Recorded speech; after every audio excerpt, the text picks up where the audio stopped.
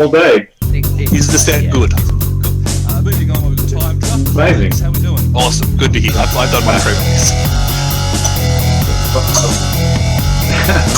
We've run 2 pre-releases today, pre-release drafts today. It's been fun. Alex is the champion of the universe over here, so it's good. Awesome. Where can we find you? What do you do? We have a website that has magic content to make everyone better at drafting is what our thing is. So draftaholics.com is where you can find it. Awesome. Maiten. Hey, yeah, I'm Maitland. I podcast with Chifley. We have a podcast, This Machine Kills Net Deckers, and you should all listen. It's really good. Awesome. And you're our resident pro, aren't you? Yeah, I think the bar's that low that's what I count for. You have been to a pro tour once in your life, yes? No, I've been to 4. Oh, geez, okay. Mr. La-di-da over here. Meg, how you doing? Yeah, I'm good. How's everyone doing? I'm doing good. Excellent. Good. Who are you? Where can we find you? Me and a group of friends have started a new channel on YouTube, Card Science. So you can find us on Twitter at Card Science AU, Facebook is Card Science, Twitch is Card Science, and on our YouTube is Card Science. And because we're new, there is very little on there, just warning everybody. Okay. So, yeah. Well, good. Got to start somewhere, and it's always good to be consistent with those usernames. Yeah, we've got it. We got a lockdown on that name, so I'm happy. For sure. And to finish up, Silasari, if I'm pronouncing that right. It's pronounced Salazari. Salazari, that makes more sense. And yeah, you can find me under that name pretty much everywhere. Awesome. Yeah, I stream magic stuff, mostly a little-known format called Penny Dreadful, but occasionally other things too. Sounds awesome. All right, so that's everybody. So for those of you who haven't seen our tons of tweets and whatnot, and that's probably why you're here if you are viewing, is that we're going to do a sealed tournament. We've all picked up our decks. We're going to export them and play them in a casual tournament. The whole tournament will be hosted on the twitch.tv/MTG AUSTREAM, where we'll switch the channels around to make sure everyone gets a view in, but all your favourite streamers here will be streaming on their own channels as well, so feel free to watch it where you see fit. People have favourite streamers? People have favourite streamers. I'm not anybody's favourite streamer, but there are favourite people. You're my favourite streamer, Al. Aww. That's so sweet. And if any of my viewers are wondering, because I think I'm hosting at the moment, the little thing on my lap is a child. It is mine. Please don't be afraid. I'm not doing anything. I did make it. I did keep it alive for the last 11 months and 28 days, so we're doing good. Well then. Cool. All right, so I think at this point we're ready to... Actually, sorry, I just want to quickly acknowledge, obviously, for all our Australian viewers, that we are all Australian streamers, players. Today is Anzac Day for us, and obviously it's always worth taking a minute to remember that the reason we have this day is because it does represent the sacrifice that the soldiers from the Australian and New Zealand Army Corps did make for World War I believe. I'm sure everyone's taken their own personal minute through the day, but obviously if we can just again get a recognition of the fact that we do respect obviously all our soldiers and thank them for everything that they've done for us. Cool. All right, I think we're ready to jump into deck building. Does anybody in the group have any questions, anything you want to talk about before we do? No, my stuff can wait until wrap up. Cool, so does everyone have at least a live Magic the Gathering online client? No, I don't. How far away are you, Meg? I don't know. Okay, well what we'll do, everyone else will jump into deck building, I guess, and we will see what happens. How about that? Yep. Obviously, if you need to restart and everything, do that. Let us know how you go. All right, guys. So everyone, mute yourselves or jump out of the chat. We're going to spend 20 minutes building your deck. We're going to start hosting Maitland as being he's our resident pro. He's probably going to give you the best kind of advice for those of you wanting to learn about sealed. And then we're going to jump across to the guys at Draftaholics Anonymous because there's a few guys there and they're going to have some fun chat and banter to play with. Then we'll meet up. Then we'll play round one and we'll go from there. Let's get this party started. Awesome. All right, let's drop out. If we can switch the host and go from there.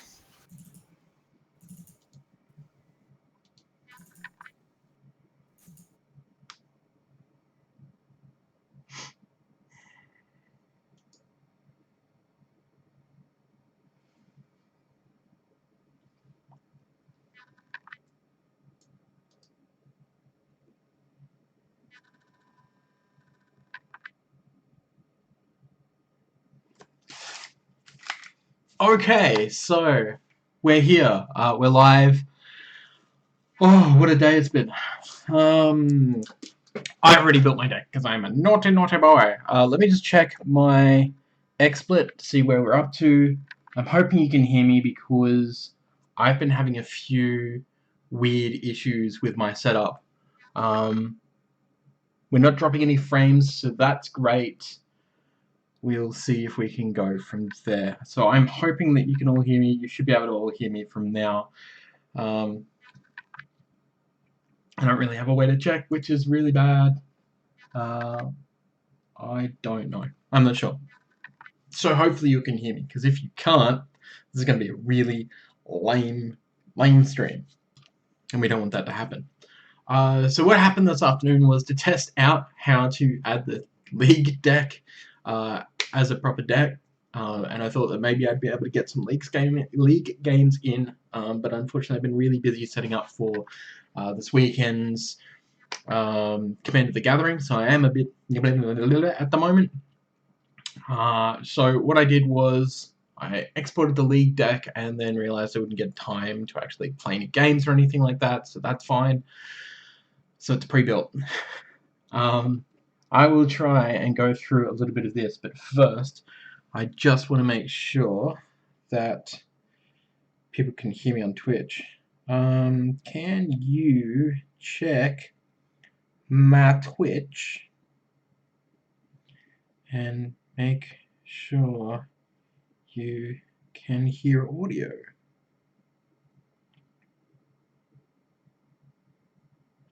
Because otherwise this is going to be real embarrassing. Now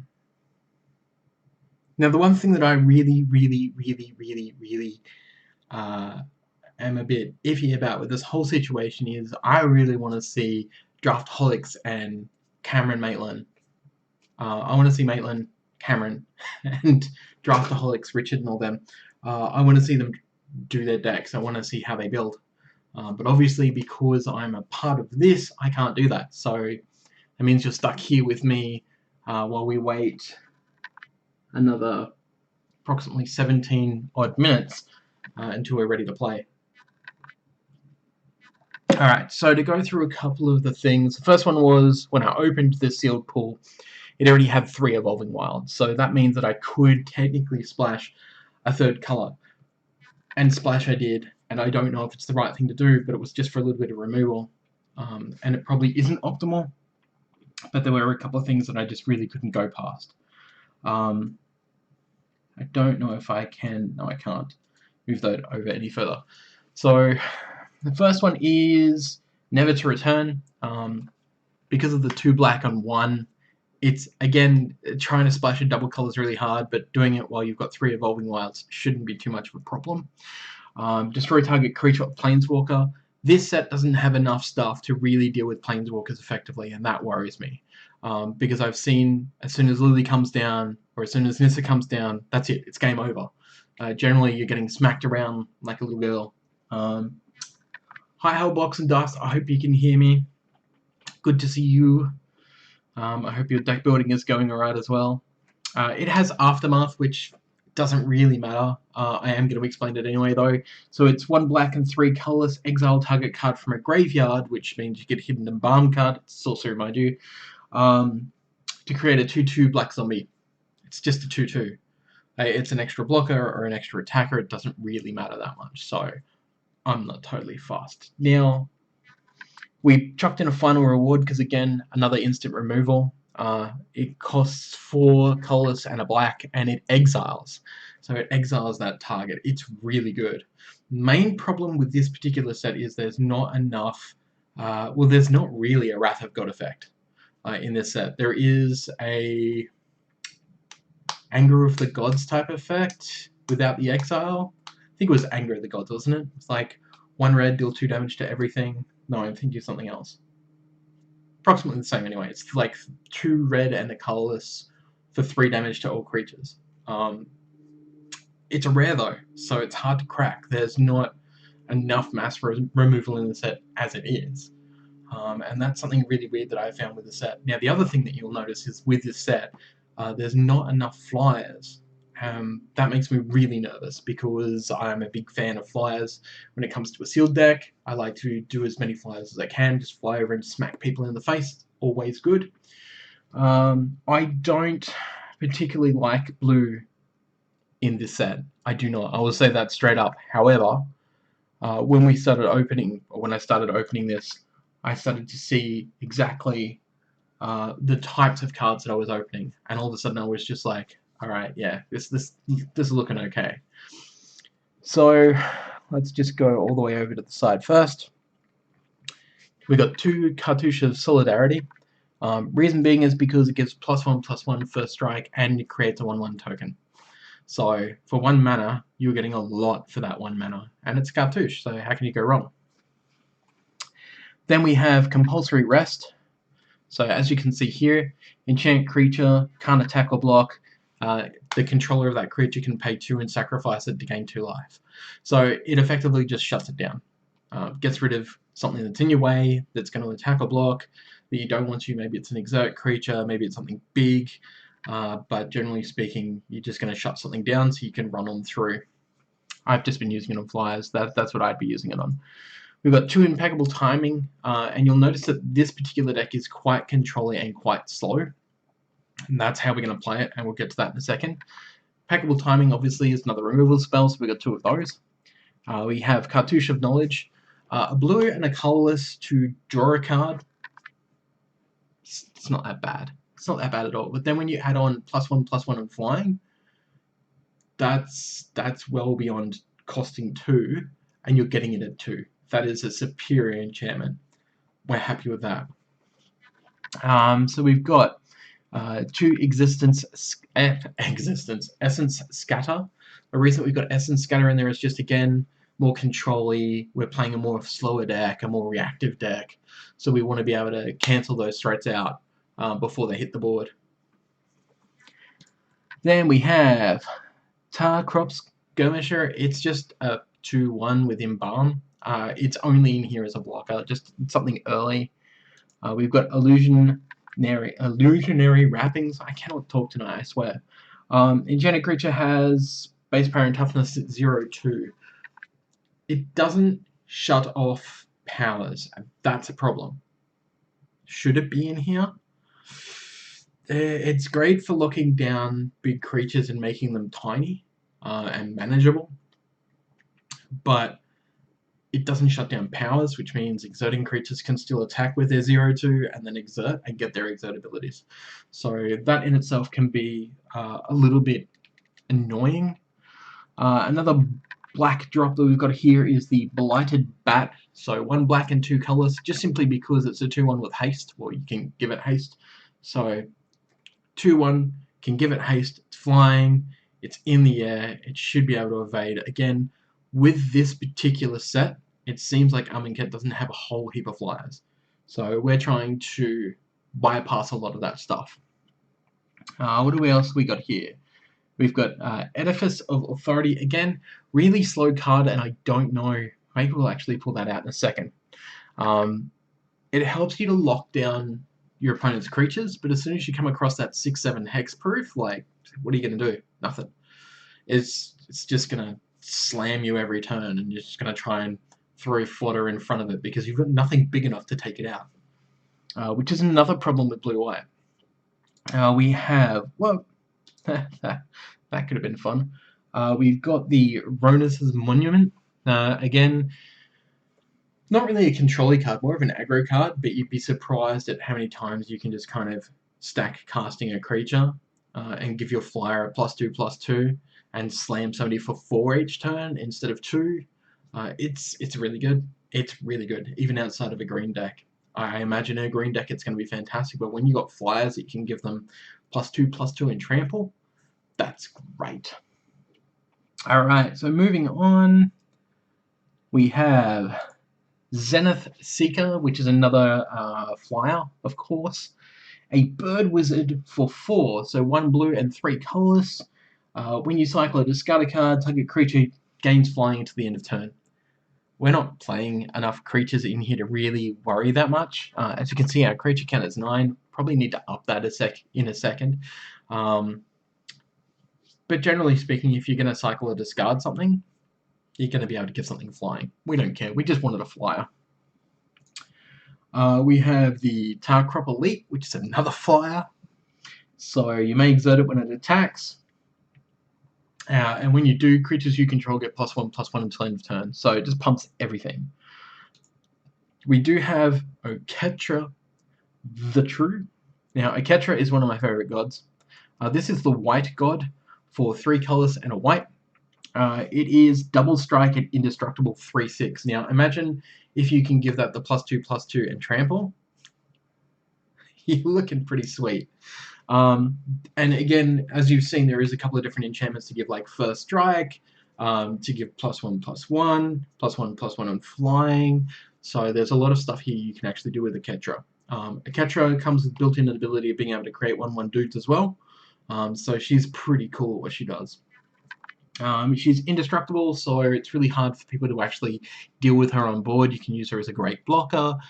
You can use her as a very aggressive attacker in the air. If you can give her flying. She's just really good all over, and I really dig her a lot. Now, we've got Zenith Seeker. We just went through that before. Oh, Cast Out. So, the new O-Ring, which is 4 casting costs, so 1 white and 3 colors, has Flash when it comes in. Exile target non-land opponent. Opponent's non-land permanent. Let's see how well I play today, huh? Feel kind of tired. But it's really good. Now, we are a bit top-heavy when it comes to costs on creatures, but we're running 3 Cycling Drakes. So Shimmer Scale Drake is 4 colors and 1 blue. It is a 3/4 with flying and cycling 2. So again, we can cycle it to give Oketra flying. We can cycle it just to draw a card on the early stages to try and get that extra land if we need to. We are running 17 land. We shouldn't need to do that. But I have a feeling with this deck, sometimes we're going to have to cycle it just to get up there, to get those extra lands that we need. Maybe even just to get some good answers. We are running Glyph Keeper, and I'm going to bring that to the front because that's, again, another one of my new favorite cards. So, 3 colors, 2 blue, 5/3 flyer. That's pretty good. It's solid, it's playable. Also has Embalm. Again, not bad. 7 mana to bring it back, 2 blue and 5.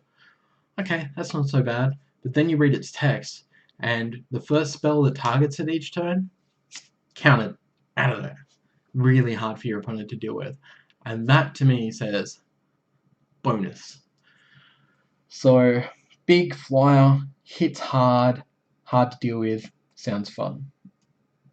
Now, if we stretch across for a second, just because we can have a look. Sacred Cat, who's going to play that? It's a 1/1 lifelink. I know a lot of people loved it at the pre-release, but people are going to start figuring that out. Trial of Solidarity. Now, we are running a couple of cartouche, but I don't think enough to really warrant us playing a 3-drop trial just to give everything +1/+1 for a turn. Unwavering Initiate is an interesting one because it does have Embalm, which we really like, but I don't think it's good enough for 3/2 and Vigilance. I think that it being a 3/2, it's just really easy to kill. 6 mana for a 3/3 flyer that has Vigilance. I would maybe play it for the cycling, and that's about it. When it comes to the blue, we didn't have a whole lot here. Got some cycling. We've got some bounce, but it makes everyone mill, which doesn't seem like the greatest thing for me. We do have the Sentinels, but no way to make them unblockable. Scribes are pretty much useless. Angler Drakes, well, Angler Drakes are pretty good, but it's 6 mana for only a 4/4 flyer. Again, just really slow. We've already got enough stuff up on the 5 range. I don't know if we really wanted to play anything in a 6 range. Pull from Tomorrow is an interesting one that I was considering running, but that 2 blue, yeah, it can be a great late game, don't get me wrong, but I'm just not sure. We might pop it in. Other than that, we didn't really have anything else. There is a cartouche of Ambition there, which can be really good. Give something -1/-1. give something lifelink. Could probably chuck it on a Ketra and do some really dirty stuff with it. But that's in our sideboard. Other than that, there wasn't really a whole lot in the sealed pool. I really would have loved to have tried to play Hapatra just for the -1/-1 counters, but unfortunately that wasn't going to happen. Alright, so as we can see here, we're already set up. We're running a 40 card deck. We've already got our 17 lands sorted. So we are pretty much right and ready to go. Hello people in the chat. I can see you for once because I'm doing a split. You can probably see it too. Let's go into the home screen. I know that Draftaholics, our first round, I believe. I'll double check that. Fairly certain.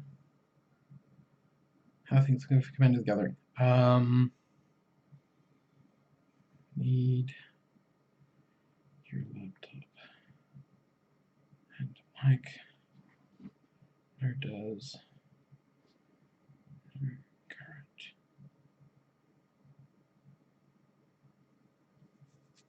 Always interesting when you got to do business whilst you're streaming, and I know that that's frustrating, but it's part of the job. Okay, so we've got 4 minutes left until the first round.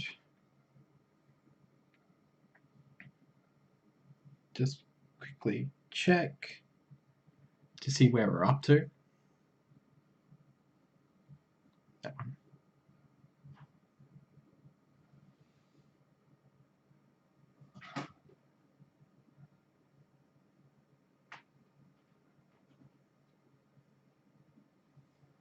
Yeah. Okay, yeah, cool. So primary is hosted by me. Alright, oh, message.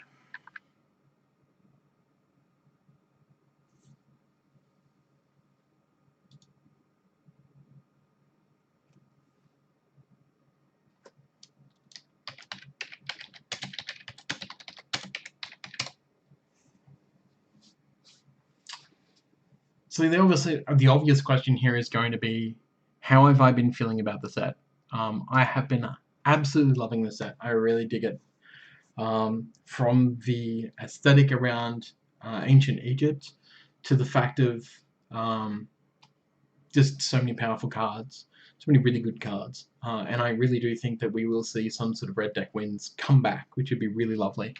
I am just going to switch this up for a second, make sure I'm still there, so that's fine, because I'm a little bit paranoid about my stream, what with being in Australia, because Australia is notorious for having really terrible internet, so if I start doing this, can't be helped unfortunately, but let's hope not. Oh, I'm so excited for this. I'll just bring up the Discord, make sure nothing's happening, which I'm sure you can probably all see.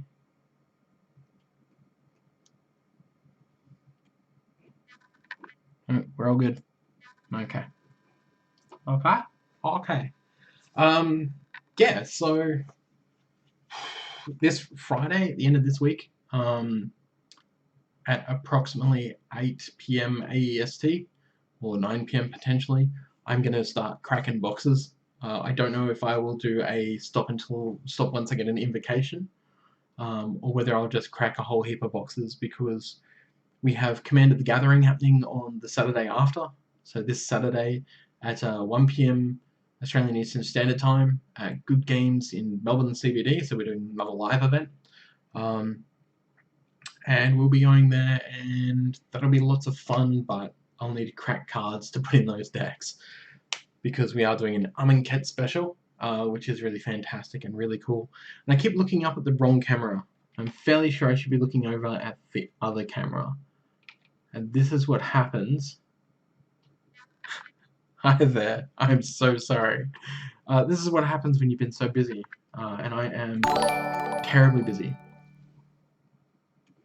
So today is supposed to be a public holiday for us, but obviously for some of us we were busy doing this sort of stuff, so all fun Hey Gemma Magic, nice to see you. Welcome to the chat. I did see you in the chat, or saw you pop in, but I was kind of told that if you call out people when they come in your chat, it's disrespectful. So that's a thing I'm trying not to do, because apparently people like to lurk. So I'm waiting until people respond to really go back personally. That's why I generally just go, hi chat. Yeah. I'm sure the Draftaholics boys will be ready very soon. It's 7:30 now. I thought we were starting at 7:30. Yes. Right, need to get that to the test, I guess. Yes, please. So I've been fooling around with camera card capture thing today as well. So setting up an automated way that we can scan cards basically when we are doing box openings and stuff, so it'll pop on the screen. So I won't need to actually read it out. I'll just be able to go through, slip the card under, slip the card under, slip the card under, and then slip the rare under.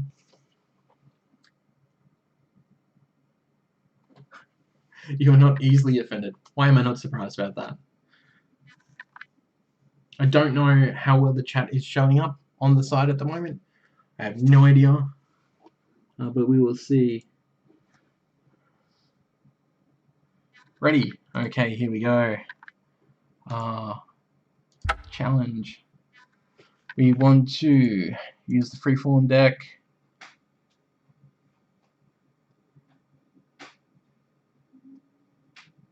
Just want to make sure we got this right. Freeform. Okay. Here we go. Time to get my ass kicked by people better than me.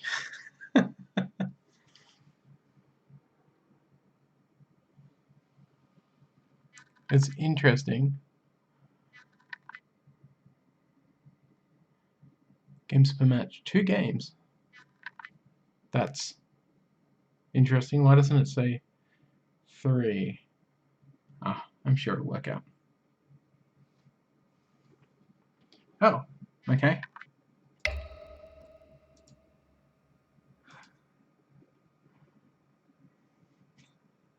Well, come on, you said you were ready.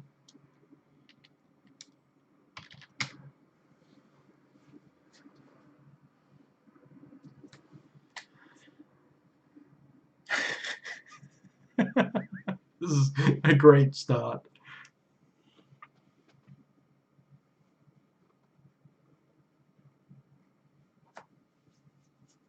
So how's everyone's day been? Has it been magically wonderful? Relaxing? Sitting around doing nothing? Okay, go. Well, it's a bit... Okay, sure. Challenge.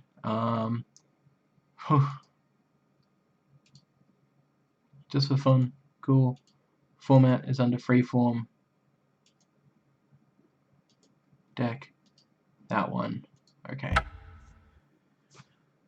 Alright, here we go. So this is round 1. This is myself, Cheshire Plays Games, versus Draftaholics. If you don't know Draftaholics Anonymous, you should, and you should check out their website. I think it's draftaholics.anonymous.com. Just find them on Twitter. You'll find their webpage that way as well. They're a bunch of really good guys who do a whole bunch of drafting stuff. So you can check them out on YouTube. They do some really, really cool YouTube stuff. No, I haven't been a part of it. Before you ask, this isn't one of those pumps that is just like, you should watch them because they're my friends. They're actually legit really good. So pleasantly surprised. Gem's been brewing standard. Nice. What type of standard deck did you brew?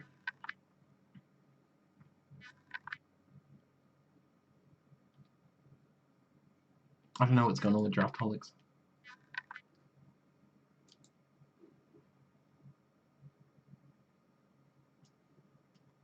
Let's just drag this up. I hate it when new scenes populate and it resizes itself. Dear Magic Online.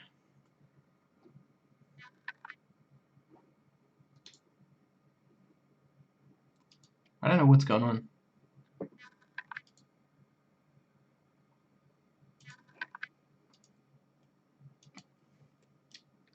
Well, let me select my deck. Have you...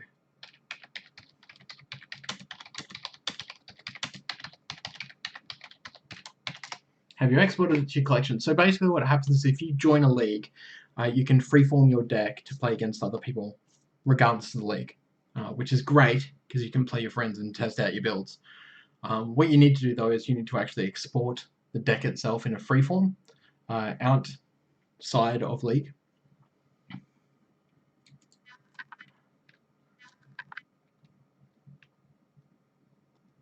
Okay, exported to your collection, yes. Check the deck is freeform and valid, i.e. Check your lands. Black, red, white, sacrifice stuff. Black, you going 3 color? Are you crazy?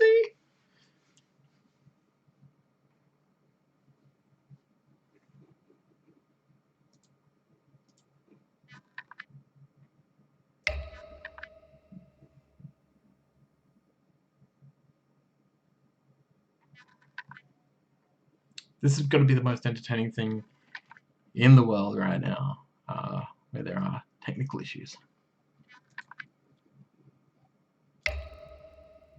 So I'll show you what it looks like. So basically it should look like this. So freeform, and then the deck name, obviously for me, I've just put MTGO AUSTREAM. But upon exporting this deck, we realized that it doesn't work without having the lands. And I didn't have basic lands on MTGO for some reason, despite my card collection, probably because I didn't have much of a collection. So that was the thing that happened, and that was terrible. But unfortunately it does happen. So let's have a look back. No idea.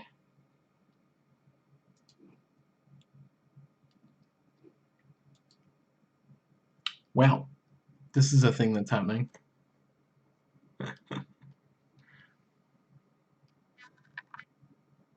Stop ignoring you. I'm not in Discord trying to start, but draftaholics are having some sort of export issue.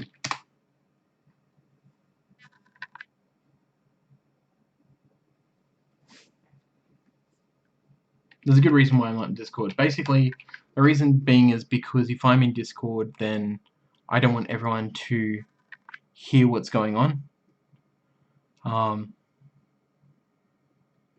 in the chat and stuff like that if people are talking, because it just is not. It's not one of those, just in case somebody says something or does something that I have no control over. One more time. Alright. Here we go. Time to get it on. It's happening.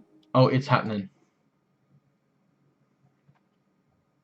Okay, I'm just going to shrink down MTGO chat a little bit and go. Good luck, have fun.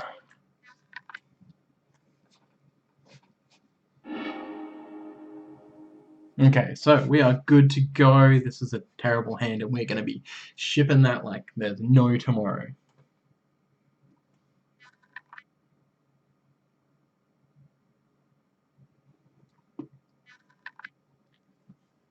How big is my face looking on cam when I'm having to get real close? Whoop. We're gonna mulligan. Yeah, this is a terrible hand. That's better. Final reward, turn crop, a Ketra. That's a really slow hand. But I feel like at this point we're probably just gonna keep it. Nothing to do until turn 4 is really bad for us. I probably shouldn't have kept it, but this is exhibition anyway, so.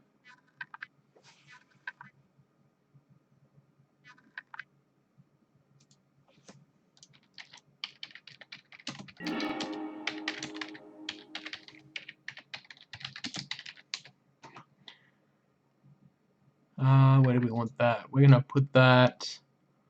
I kind of want to say on the top, to be honest, because it's cycling. We're running 3 of them, but we're gonna first turn evolving one. Yeah, no, that's fine. We'll put it on top.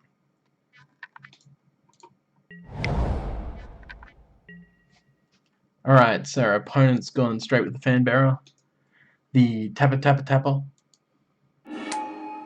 Not amazing for us, but not terrible. We want to play out the evolving wilds as soon as our computer lets us. Come on. That makes me nervous as well. Although I did reboot before we came in.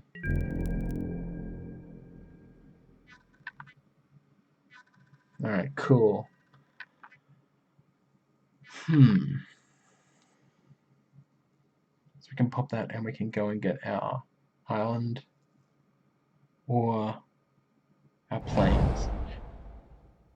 So this is interesting. We're only running 4 swamps, and considering that we already have 2 of said 4 swamps, that makes me not feel so great about this deck. No blocks. We're gonna let that through. That's fine. Pop sack. We're gonna go and grab probably a plains just to make sure. We want to be 100% sure that we're gonna have our plains when we need it. Yeah, see? Would have been lovely if we had gone that island, huh? But can't control it, and that's fine. Hopefully we'll run into it soon.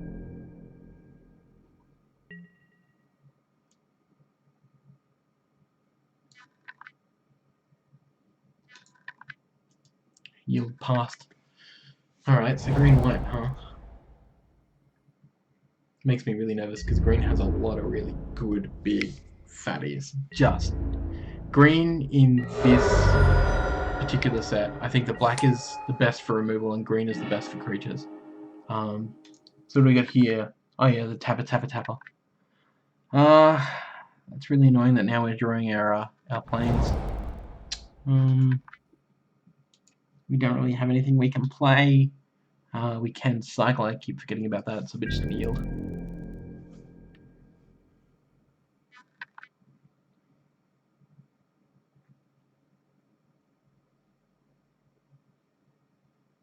Waiting on Draftaholics hit okay. There we go. At least we haven't missed the land drop yet, so that's on the plus side.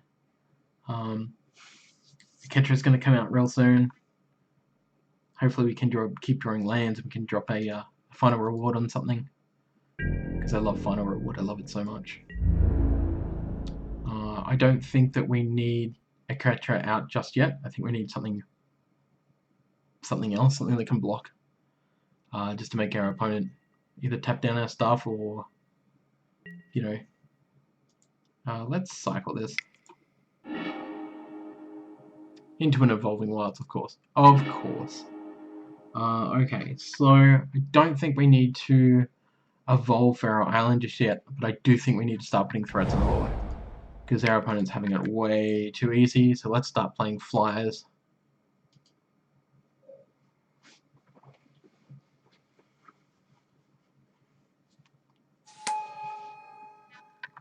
Get our first flyer out at least. Hopefully they don't play the green cartouche. I think it's a cartouche. It's a really good enchantment. It gives them +1/+1. I think trample. This one.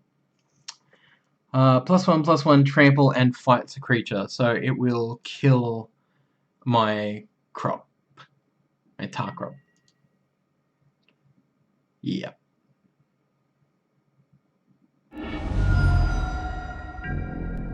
Who didn't see that coming? Hopefully they don't play. Oh.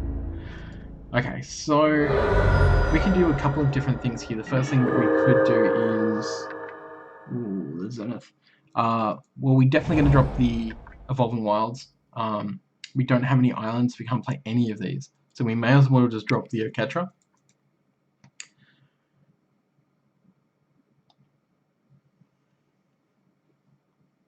Because there's nothing our opponent's going to be able to do about Oketra right now. And there's nothing we're going to be able to do about their creature either.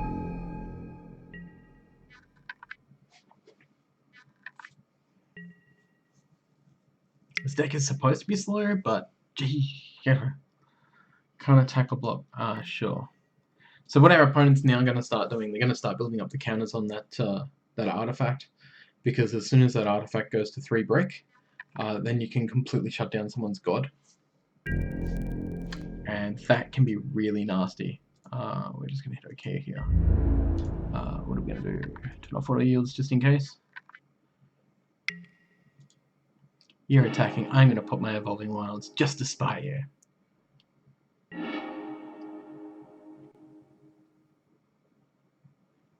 Island.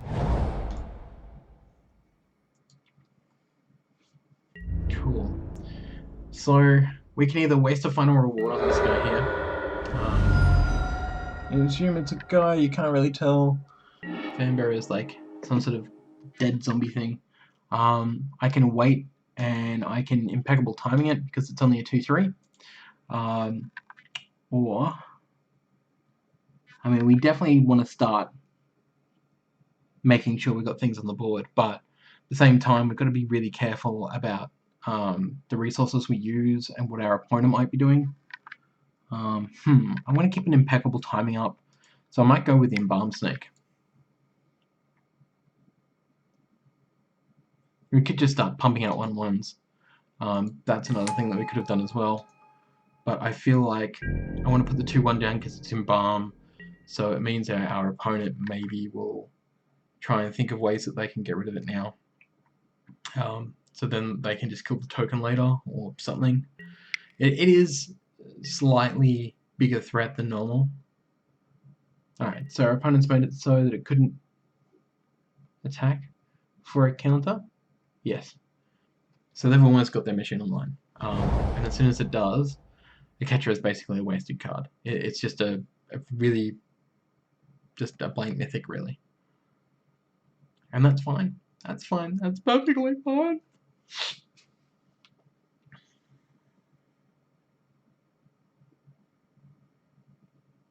Also, I want to give big shout outs to the first one's going to be Jeremy Knoll from SCG Split Second for letting people know that we're out there and that this is happening tonight. And the other one is to Wizards of the Coast, Blake, who does a lot of PR obviously with Wizards of the Coast. So thank you so much, Blake. You are a gem and a star, as they say. Now here I think I really just want impeccable timing and see if I can kill it and get it out of the way. So our opponent no longer has their tapper. Stop them from fully locking me out. Oh, and we managed it. Okay. That's really interesting. Trample 6/6 Embalm. Sounds like somebody wants a final reward. Oh, puntastic. Let's do it. 1, 2, 3, 4, 5. Get it out of there. That is why you splash black, because green has a stupid Embalm creature. You know, there's nothing like a 6/6 with trample breathing down your neck. Holy crap. Alright, so our opponent's going to get the last counter here. Until your next turn, target creature can't attack or block, and its activated abilities can't be activated. Activate this 3 or more brick counters. What is that? Whenever you cycle Sentinels gets +1/+1. Yeah, okay, sure. I could kill it if I wanted to. Or I can make it a 0/2 if I want to. But I think what we're going to do is we're actually going to attack.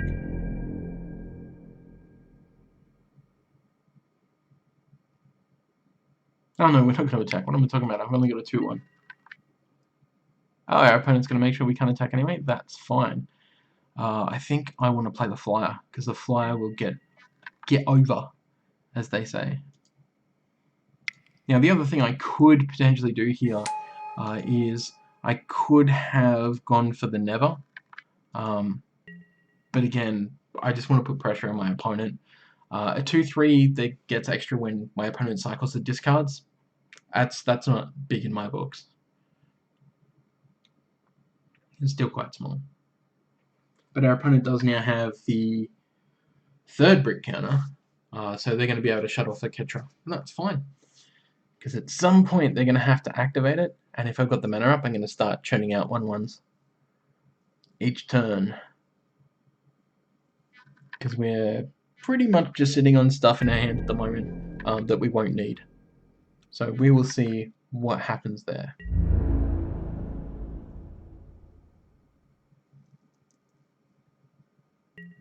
Not going to attack? I wouldn't attack either if I was you. That's a lie. I totally would.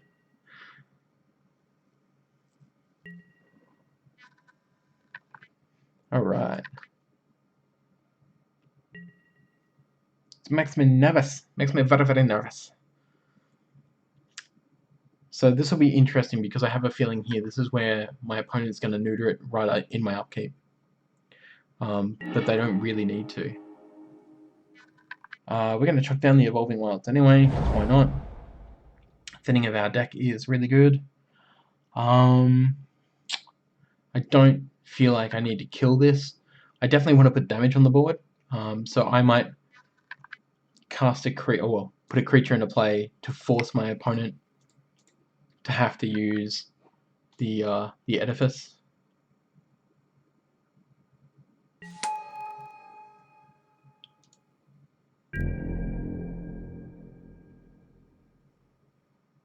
Any second now.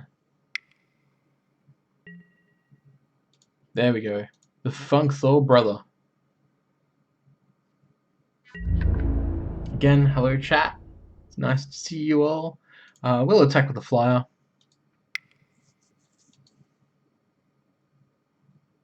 Again, this particular flyer is the one where if we decide to cycle or discard a card for some reason, we can give another creature flying. Which is just brilliant. Just brilliant.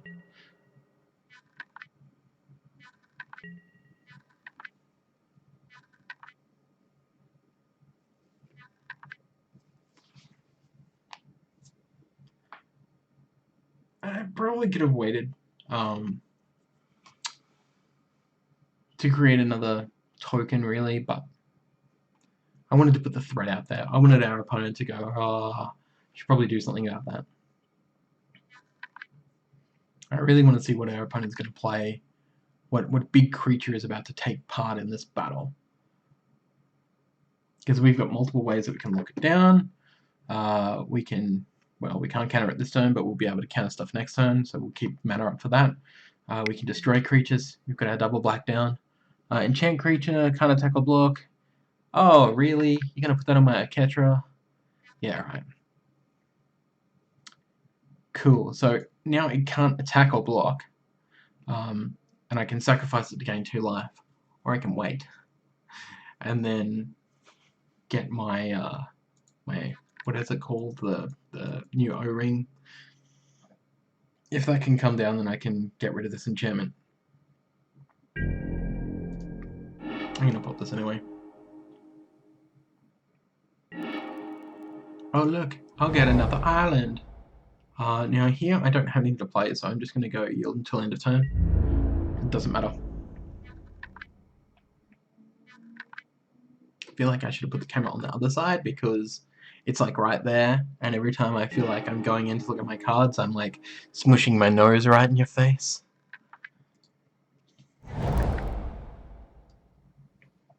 That's right, Jim. Poor kitty god got locked down, but that's alright, because we have our ways. We have ways to deal with this. Now the question is, how do I want to deal with my opponent's creature here? On one hand, I don't want to just... Alright, we'll just make it a 0/2. Oh, but it'll still have its ability. Our opponent may still be able to wreak havoc from that. Alright, you know what, let's kill it. Let's do it, let's kill it, let's get it out of there. And our opponent's probably like, you're playing an instant now? Oh, it's a sorcery. Okay. I always thought it was an instant for some reason. My bad. We don't need to do this, especially when we can use a Ketra's power. but we are going to see what our opponent's going to lock down. 2-2? Sure. Going to attack you for 3 damage. Take it and love it. Now here we don't need to create any tokens, so we're just going to let our opponent have a turn, and hopefully they play something big and nasty and we counter it. If they play something small, we're not going to counter it, we're just going to let it go. Because we don't care about small creatures, we care about big creatures. Okay. Our opponent's not going to play anything then. Let's create a token!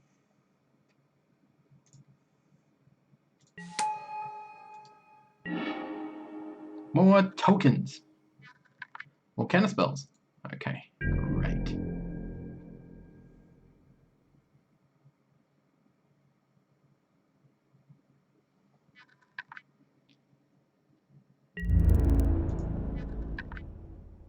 Attack with all. Send them all straight through.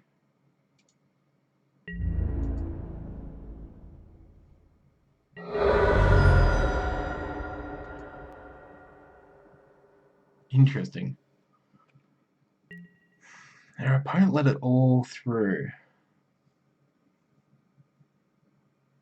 Wonder if they meant to do that or whether they forgot to maybe try and lock something down.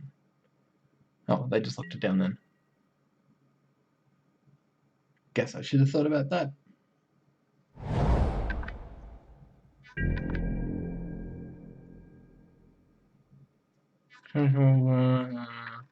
I can do it now. Don't know why they did it there instead. Okay, end of my opponent's turn. Create another one, you reckon? I reckon.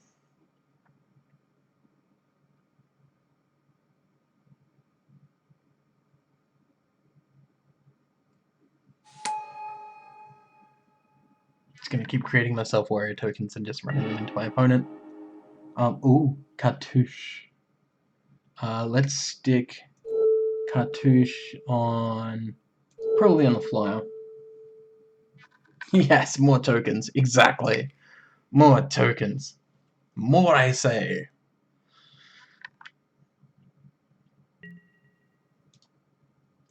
Always yield. Always. So we get another 1/1 token. Our opponent's going to lock down the Zenith. That's fine. That's completely fine by me. Attack with all.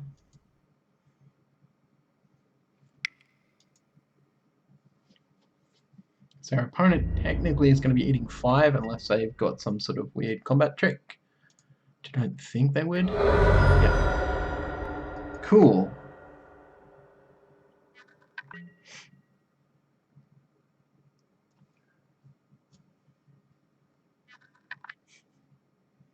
There we go. Alright, cool. So that was game 1. Alright, let's see. Color Solidarity don't need. What we do need, I'm thinking. No. Turn on Lane permanent to its owner's hand. Each player puts the top 2 cards of his or her library into his or her graveyard. It's just I don't trust it. Let's take out one of these cycling drakes. And let's put in the angler drake because it can bounce something. Artifact removal. I don't believe I have any. Except for in maybe green.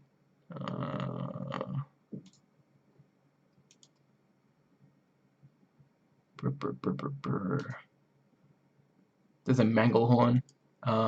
But generally speaking, this set hasn't been great when it comes to artifact removal. There's some 4-cost artifact removal, but 4-cost is really expensive. Oh, my cat just pooped. Jeez. What are we feeding those cats? I think we'll keep that one in. We've got our own edifice, but I think we'll take out an edifice. Maybe. What did we see? Did we see something? We'll take out an edifice, and we're surprisingly actually going to use a pull from tomorrow. I felt like I had enough cards in hand, but I also felt like I could have done with some actual drawing. Considering we only got like one bounce spell, technically two bounce spells, one to break and one of that 2 mana cost one, but I don't like the fact of having to mill off the top of my deck. That just seems real bad. I think... See, this is annoying. We're only playing 4 swamps. How are we drawing 2 of them in this hand? We've got 2 cartouche, which is really good, but we don't have any action until turn 5. So let's mulligan that out. This will definitely keep. Do we want the island on top? We are going to draw it. Reviving Wild, yeah, okay, great. That's fine. Yep.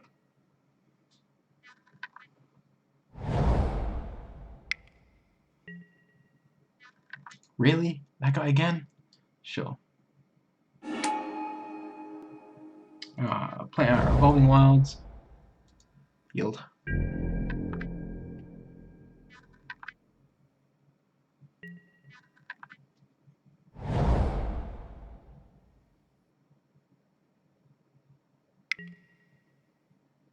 Hey, it's the Embalming Snake. Hi, Embalming Snake. Well, our opponent is doing that. They've obviously... Maybe this is how the deck was supposed to work. It was supposed to be a bit more aggro than it currently is, which is fine. We can get Swamps. Yeah, Swamps fine.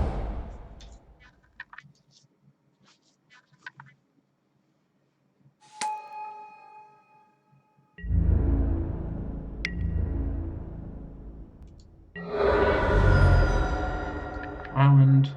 We don't have anything to play, so we're just going to yield. And that's fine.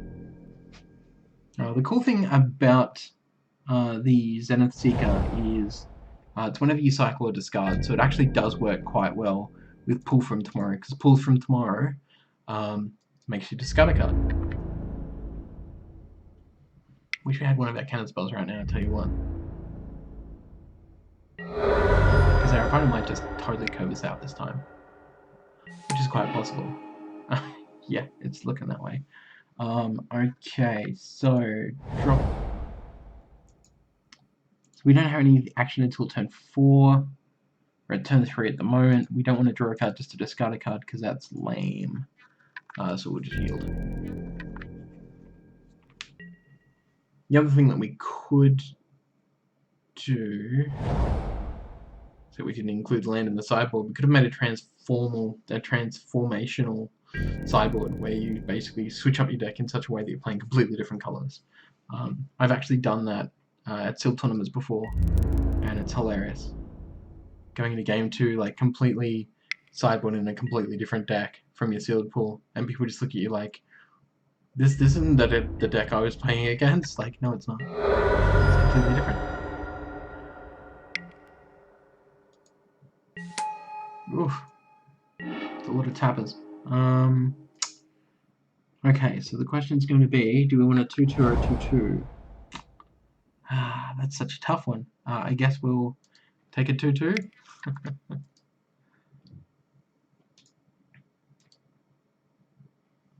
Because our opponent will just be able to tap it down now and just run straight through, because we have such a late deck. It is confusing for the opponent, and that's the point. Like, it puts them way off their game because they're like, wait, I was just playing against, say, blue-green, and now I'm playing against black-red. Not all sealed pools can have enough in it to be able to do that, but I have found that there are some sealed pools where you've definitely got enough where you can do it, and it's hilarious crazy. Alright, so our opponent's just stacking with those two. We're not going to block either of them, we're just going to let them through. Down to 7. We haven't even scratched our opponent yet. 5. Oh, that's not good for us. Okay, so where are we going to go next? So our opponent has a 3/4 flyer. We don't have the action we thought we would. Tap it down. 2, 4, 7. That's it. We're dead. Are we? Yes. Doesn't matter what we do here. 3, 4, 5, 6, 7. We will die. So concede. Okay. So what we could do.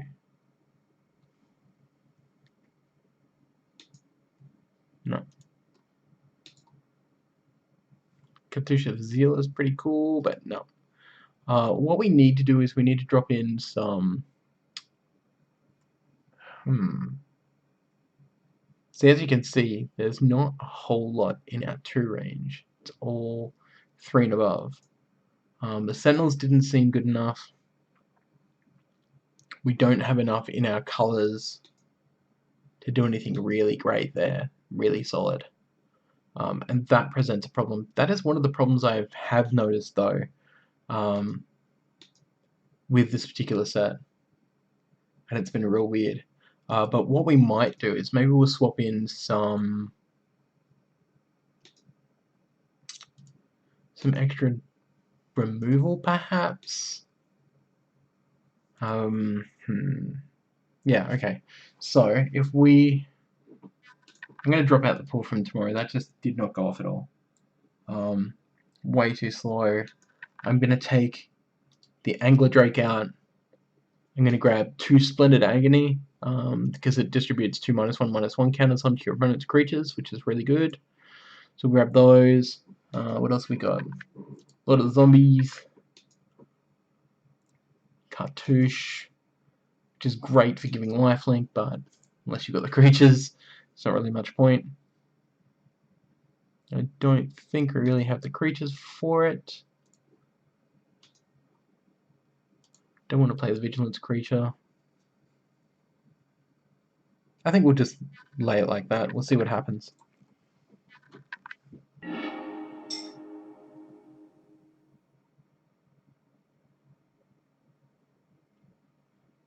I don't know what our crazy cats are doing. Do you want to go first? Yes.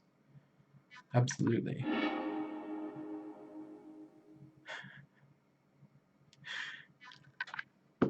You know, the cat pooping thing, Gem, I hope that you clipped that as a Twitch clip.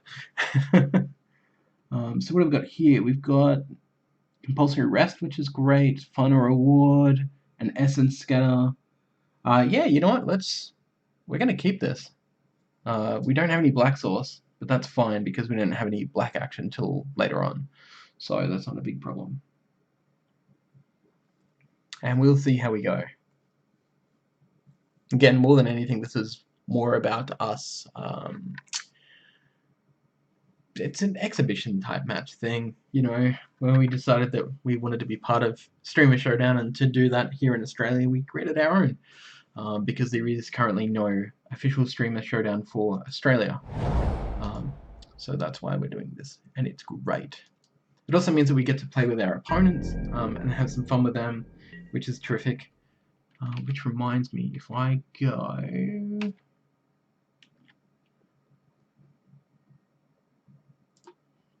Well, that was odd.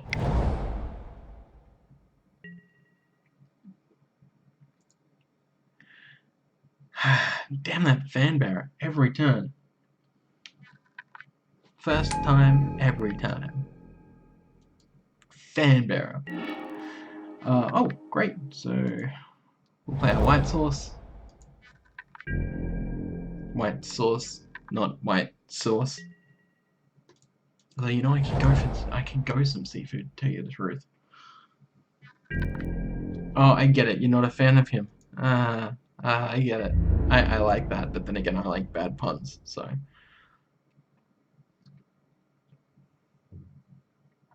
Now, this is odd. We're on turn 2. So we went first, right? Yes. Okay. I'm just thinking, like, my opponent hasn't dropped a creature yet, but... okay. That struck me as a bit weird. I think we're going to Evolving Wilds here. We're just going to pop it straight away. I think pretty much the only thing that we have a double cost on is the one Drake in the blue.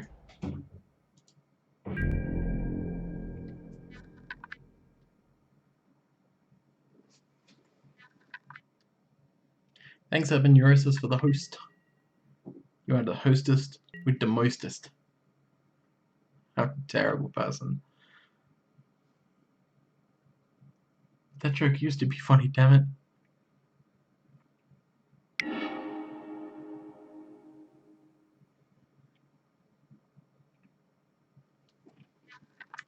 Hey, Bit. You want to say hello to everyone? You want to say hello? He's very iffish. He sees the cameras. Hi. Ah, 8-bit. He is the cutest Ginge ever. Okay, so our opponent's gonna begin combat. Bring it on. Hit me. Hit me. Hit me.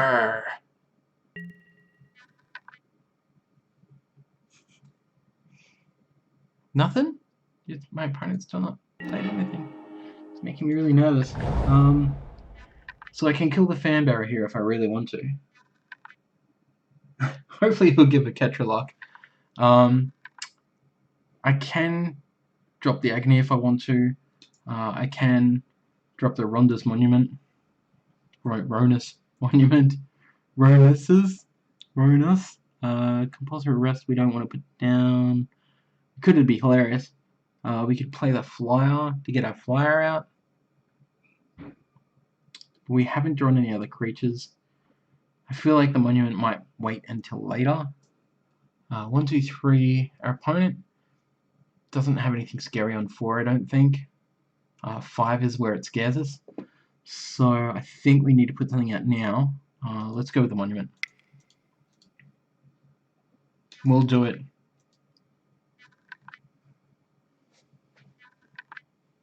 What are you singing for, buddy? Oh, I see. Princess, are you hunting your brother? I'm pretty sure she's hunting him. They have this little game that they play where they'll hunt each other, and they'll sing to each other while they're doing it. It's like a signaling, basically, from another room, like, "Hi, I'm here, come get me!" And it's damn cute. Alright, what did I get wrong? What's my opponent gonna play? I will give it. No.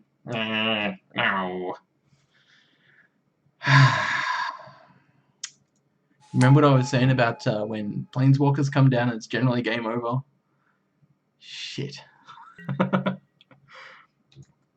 Alright, so scry 2, or look at the top card of your library if it's a land card, or a creature card with converted mana cost less than currently 4.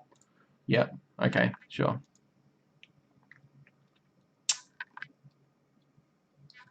Yeah, oh dear.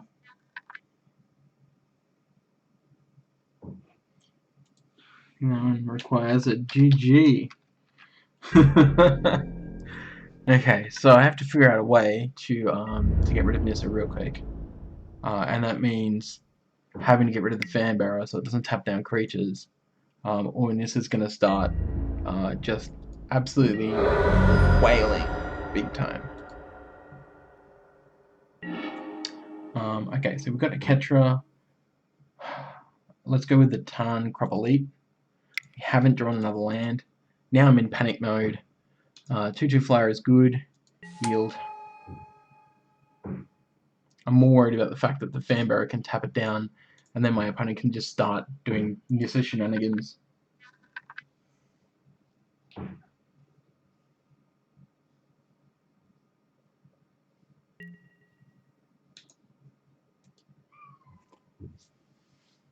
Don't know if you can hear him signaling your sister. Cute cats are cute. Oh, wow. Okay, now I wish I had to build something a little bit faster. Alright, that's scary. So this is up on 6 now, so when she uses her 0 ability, it's going to be casting cost 6 or less for creature or a land. Yeah, we had to tap out for Tarn Crop. Lucky our own opponent only cast a 2/1, so we're not so worried, but you'll notice our opponent's left enough mana open to tap down a creature with Fanbearer. Unless they decide to attack with it. No, good. I wouldn't either. That's going to be the point. So here what I can do is I can shut down the Fanbearer. Or I can Splendid Agony the Fanbearer, which I can do as an instant, which is great. But let's... No matter what I do, our opponent's going to use it. So let's see if our opponent will allow us to attack.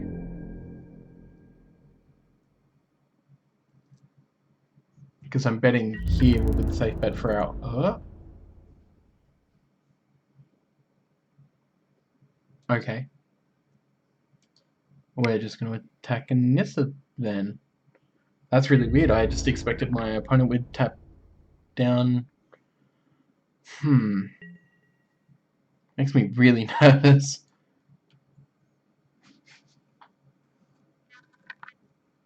What is he going to do?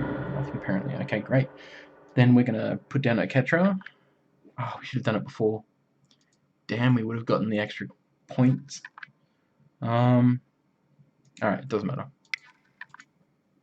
Do we keep it up? Because then we can keep counterspell mana up. Ah, so hard.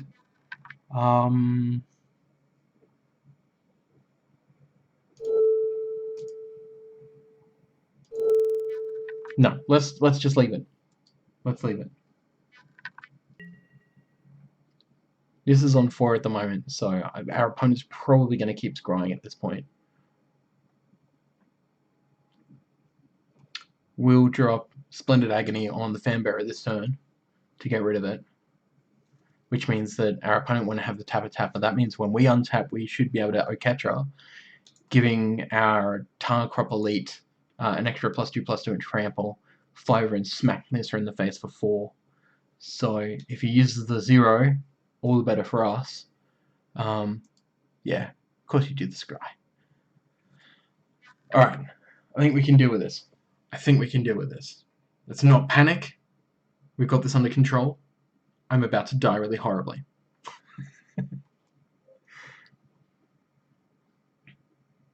Make sure that we've got auto yield turned off just in case, because I've done that before and I've left auto yield on and then missed my opportunity to kill something.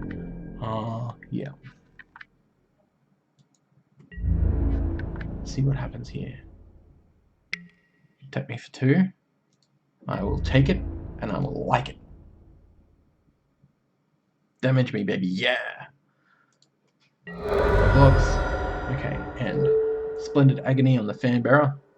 4, 2, yes. 1, 2, 3. 4.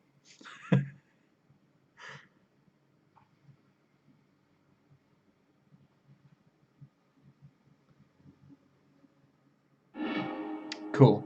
Okay. Fanbearer's gone. Nissa's on 6. I can take Nissa down to 2. Thing is that we will be damaging Nissa instead of the opponent. That is a small problem that we can get around, and that's fine. Let's Oketra. And hopefully our opponent doesn't have a counterspell. Always yield.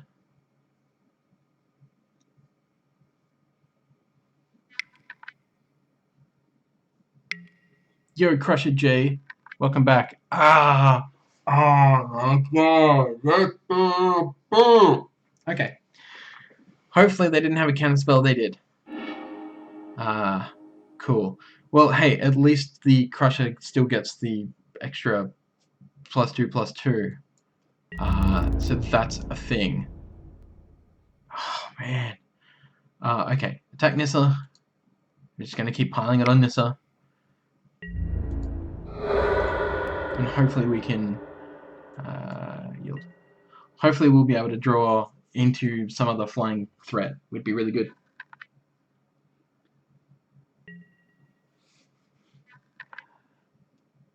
Yeah, it almost felt like our opponent was just waiting for us to play Oketra and then was like, aha! Counter it!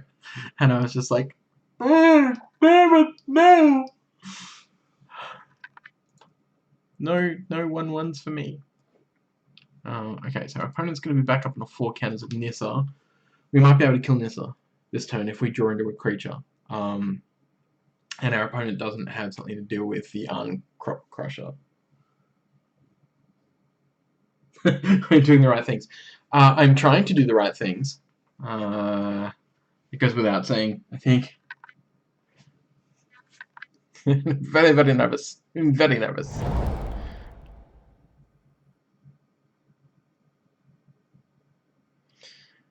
Oh boy. No, that's not what we want to see. We do not want to see compulsory rest. No. No. Oh dear. Things have just gone sideways. Creature. Damn it. That's not a creature. Okay, so we can't compulsory arrest this guy because he has Embalm. I don't want to waste a final reward. I'd rather take damage for another couple of turns until we can get something to play on our opponent. We're just going to yield.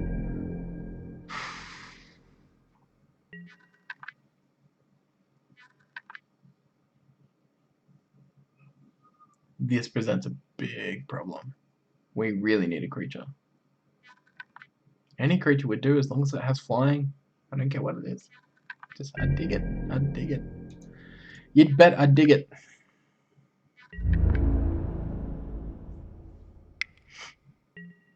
You hit us for 2, we're just gonna like it. That delicious 2 points of damage. Mister.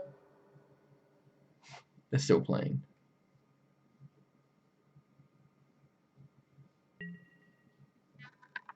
Uh-oh.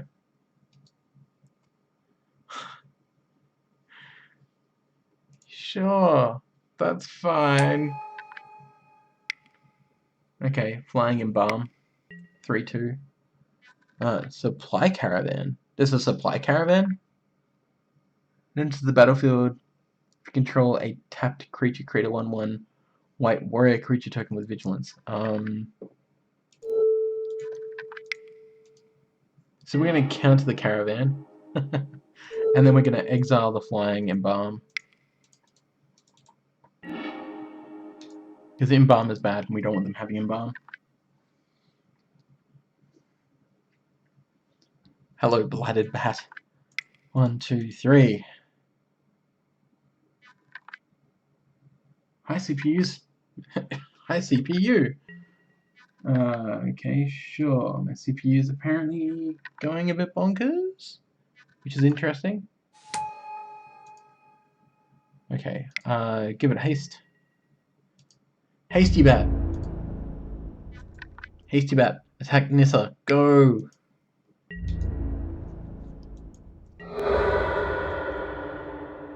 Okay, cool. Scry 2? Yeah, sure, whatever.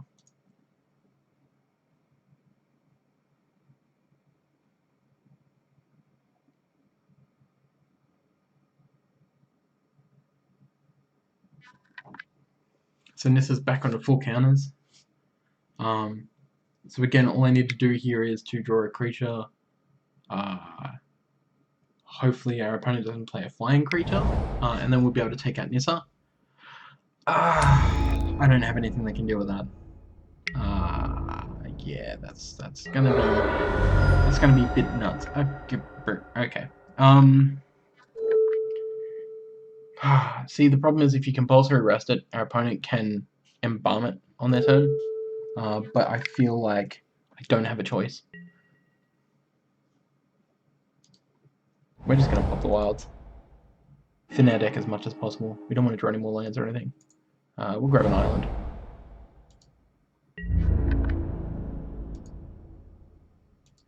We're of course going to attack Nissa again.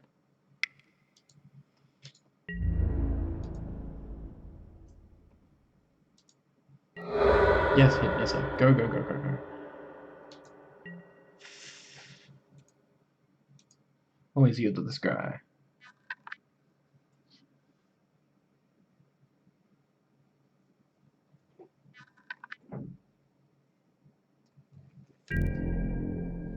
Checking the times on this match.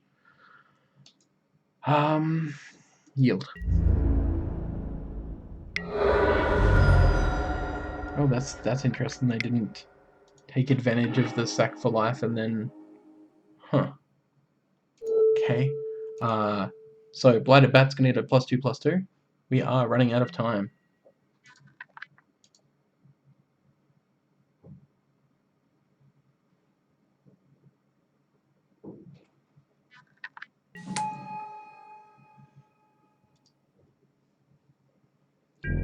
Okay. Begin combat. Attack. Nissa.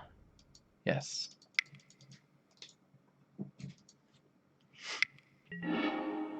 You big digger bird, Derg.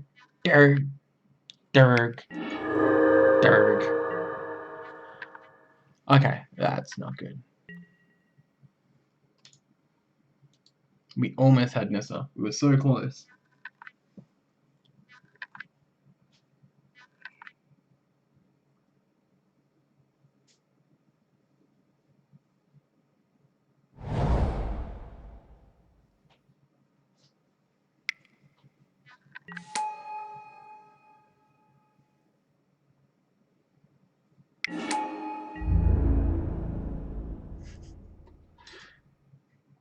Honored Hydra. Oh dear. Block your own bomb and my own bomb, because why not?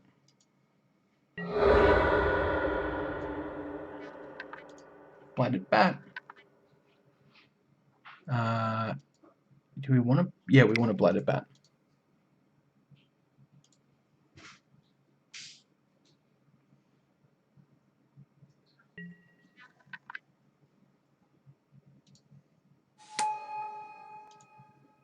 Give it haste.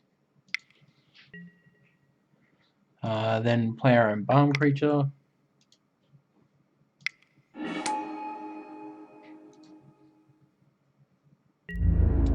We are pretty much dead anyway. Attack Nissa.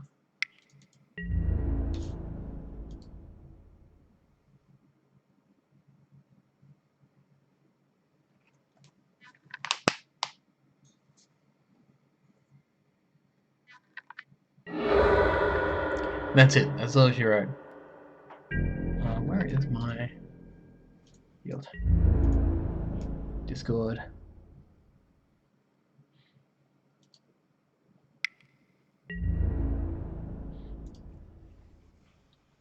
I am just gonna let it through. Alright, so I jumped this on.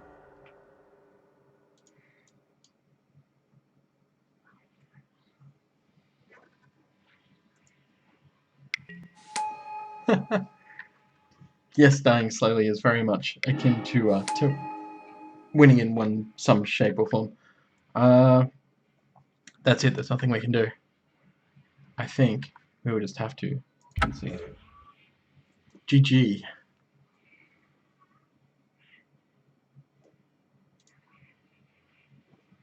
Alright, so what we might do is private chat.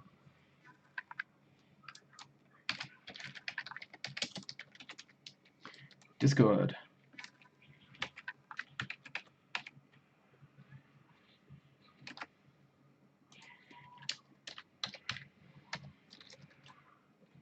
And we'll see if we can get a bit of a chat going with the Draftaholics guys.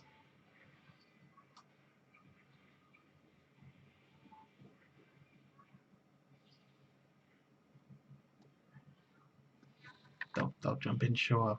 I'm sure.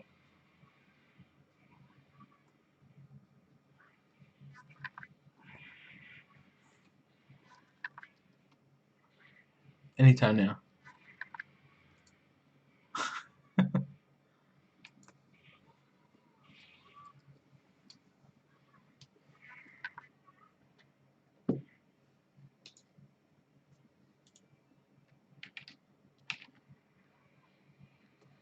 Anytime? Are they coming in?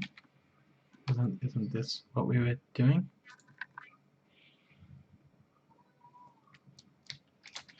Post-game chat.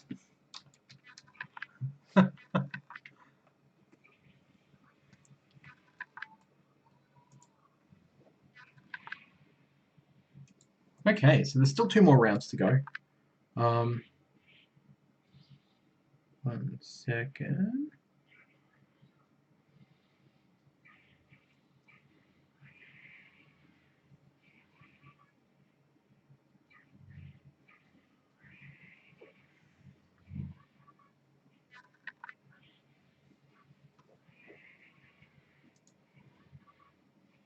Thrilling chat. Thrilling.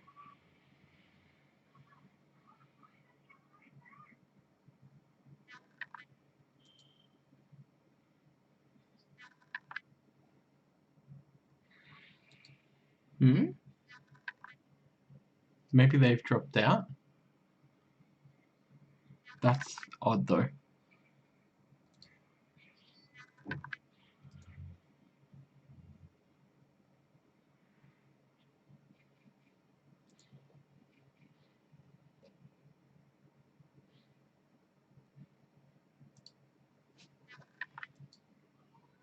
This makes it really awkward and weird. Let me just hop onto the Facebook and we'll see what's going on.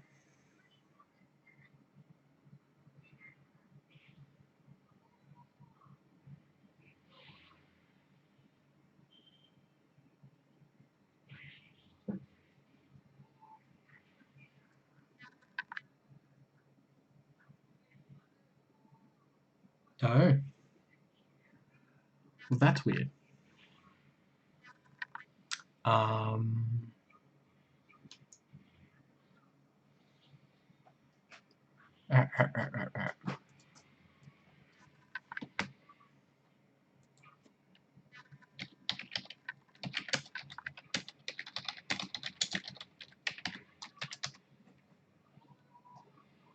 So that's weird because I thought it was supposed to be on this stream is where it was supposed to be hosting. So for some reason it switched over.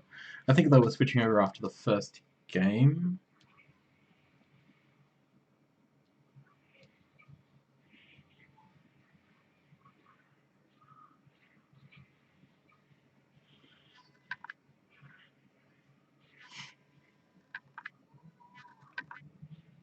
I don't know what's going on where.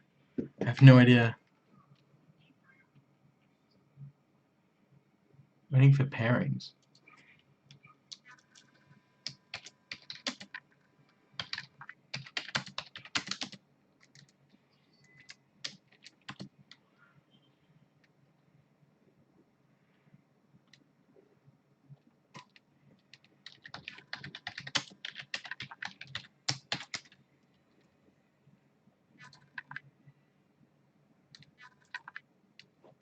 Let's check it out.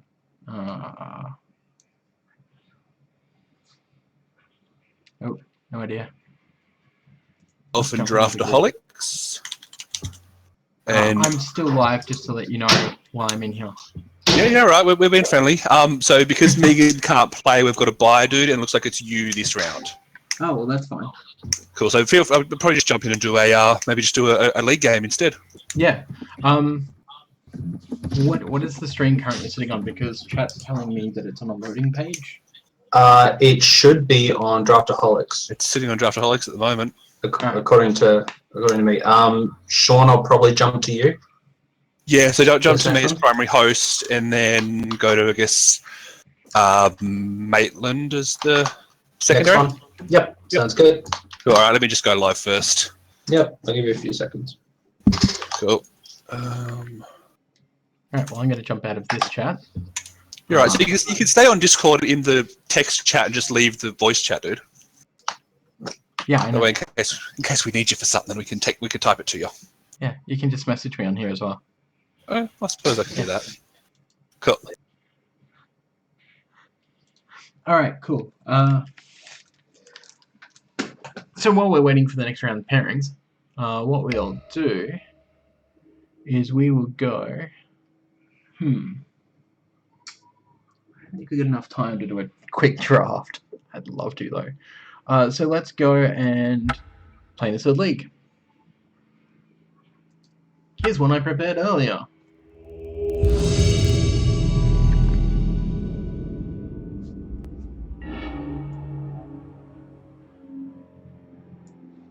Alright. It's fixed now? Okay, great. Thank you so much, Jim. You're a gem. So we've got Evolving Wilds, we've got a great Cartouche of Knowledge, impeccable timing, we have a flyer. We don't have much action before turn 3 really, but that's fine. We've got an Evolving Wilds. I think that we'll definitely keep this hand.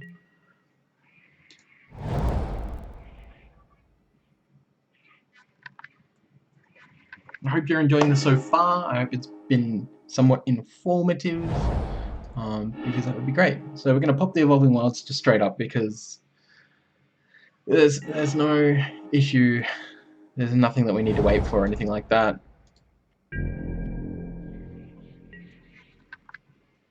Especially if our opponent like pops down an even mind sensor, if that was a thing that was going to happen, because it's potentially something that can happen now that it's been reprinted. I'm not real sure why it's been reprinted yet. I'm sure that will at some point pop up and we'll know, but yeah, I guess we'll have to wait and see. What do you reckon? Monument on 3, yeah?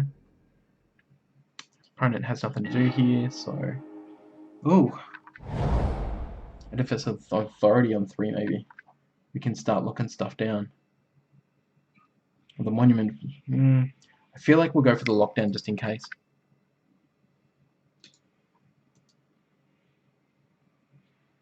Next turn we'll get out as a Seeker, so we'll have a flyer, so that's fine.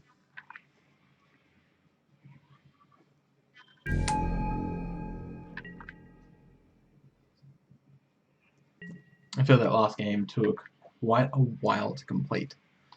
So again, if you've just joined, we're just in the middle of pairings. So I get a bye this round because unfortunately one of our players had to sit out. And it happens, but it means that now I'm basically just going to be going and do my own thing for a little bit. Let's see, so I can play my 2-2, letting our opponent come through with his 2-2. Here's, I'm guessing, Prunga. Or we could lock it down with the Edifice, or we could just burn it out with the impeccable timing. It's going to be a while before our opponent can embalm that. 7 mana is a lot of mana. I feel like, however, I'm just going to start loading up this one with cartouches, which our opponent probably has something that they can bounce it with, and that's fine. That foil island looks pretty. I've always been partial to foil lands, but I never wanted to foil a deck. Don't know why. I've got no idea why. Doesn't make any sense at all. There is going to be a bit of Twitch inception for a second. Twitchception. Just wanted to get that out of the way. Great. It's my favorite card. Splendid Agony. How agonizing. Draw a card, discard a card, only if you cast a non-creature. Right, sure. Checked.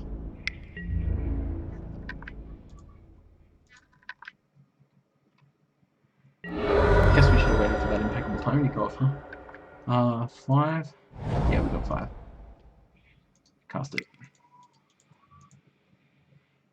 It's big, it's 3/4. And make our opponent think twice before attacking, hopefully. And then next turn, yield. What we'll do is, I'm thinking we'll drop both the cartouche. So we'll drop this one to draw a card. We'll drop this one here to give first strike. And then it will be 3, 4, 5, 5, 6. So that could be interesting. Wow, okay. Your opponent's actually going to be playing Scribe Mindful. Alright. Good way to get back your kill spells. Maximum Vertivenavisor. Alright, great. So, if we just drop the single cartouche, maybe? Well, for starters. Then we can lock down the initiate. To stop our opponent from attacking us. Let's do that. We've got 3 mana left open. So we've got enough here left open for an Essence Scatter. Attack our opponent for 4. Start evening those odds. It's pretty cool. The only thing that I wish I had gotten with this deck is the new blue-white legendary creature.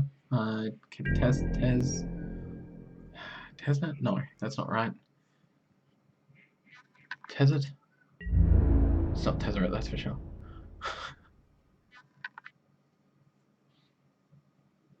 Because that looks awesome. Okay, so we can hold off and counter something here, or we can impeccable timing. I feel like 5... I feel like we can kill the scribe, or we can kill the flyer. And I'd prefer to kill the flyer, because I don't need to really keep locking it down if it's dead. And if our opponent plays another flyer, that's fine, because we can just start locking it down anyway.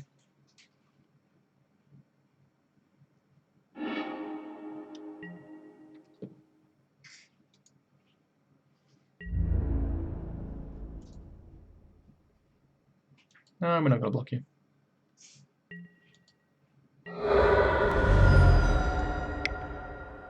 Alright, so what's our opponent going to do here?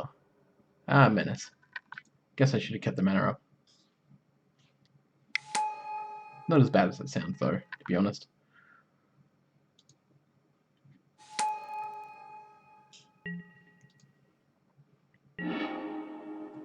Okay, so we can play another Drake here, or we can give our warrior +1/+1 flying a draw card, which I think sounds like a really good plan, especially to help us try and dig for a Ketra maybe a little bit more.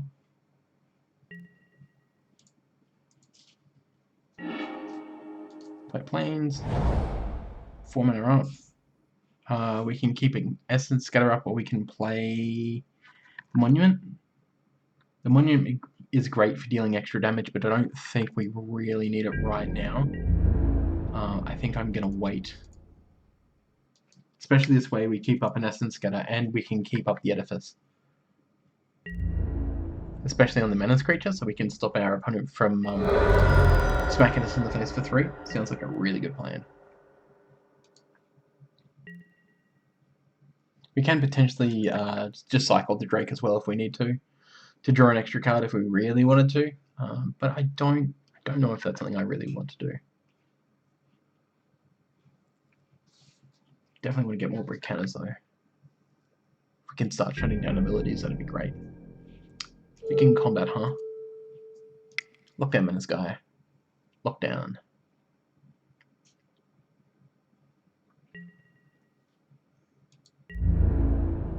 Thought it was can't attack or can't block. Can't attack this turn. How about that? Guess that must be the second one. Yes. Okay. Cool. So we just need to keep blocking out our opponent from attacking. That's fine. Second main. Let's see what our opponent plays. Okay. Winds of Rebuke. That's fine. Turn it to my hand and we both mill stuff. What did I mill? An island and another Drake. Opponent's going to draw a card and discard a card. That's fine. We'll let that through. If our opponent doesn't play anything, any creatures, then we can just cycle a Drake out, which is something I'm definitely thinking of doing. Trying to churn through the deck. Aftermath. Each opponent chooses a creature he or she controls and gain control of those creatures. Sure. I've almost got enough islands to pull it off too. Oh. Okay. Because Kefnet. No, I guess you get 2 cards in hand, but still. And we want to cycle a Drake. Cycling is so good. So good.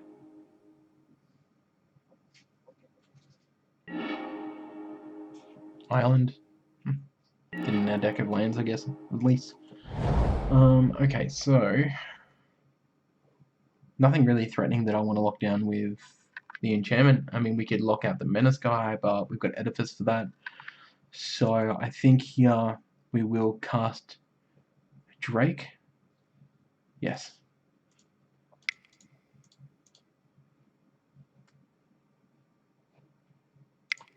Make our opponent think we've still got an impeccable timing or something else.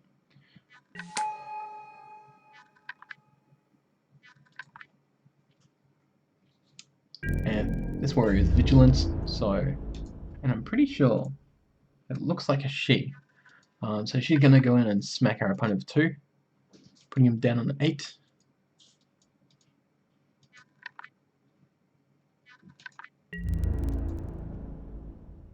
I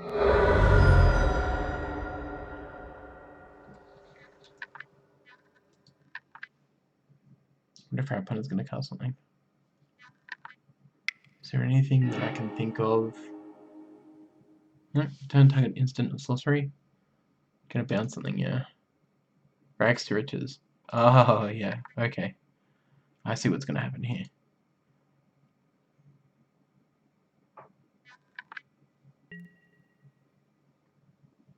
Everything will get -2/-2 until the end of turn. We gotta kill our warrior. So she'll die. Then Drake will remain. It'll kill the Cursed Mentor. But you'll keep both the Seekers, so you'll be able to use both of the Seekers. Just gonna tap down the Menace creature. Prevent it from attacking. We probably should just left the mana up so we could counter something, to be honest, but I don't like the thought of taking 3 to the face right now. I'd much rather see what our opponents are actually going to do. Especially when we've got wrappings, we can still put on something anyway. And I don't think black had anything that was hexproof. Straight attack a creature. Oh, Planeswalker! Yep. No way we could have prevented that anyway, so that's fine.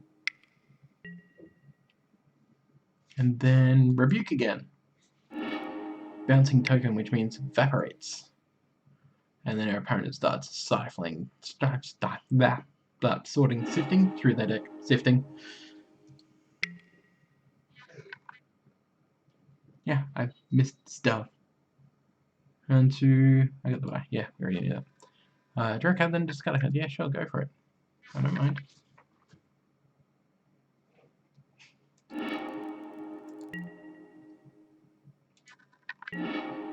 So my entire board is now wiped.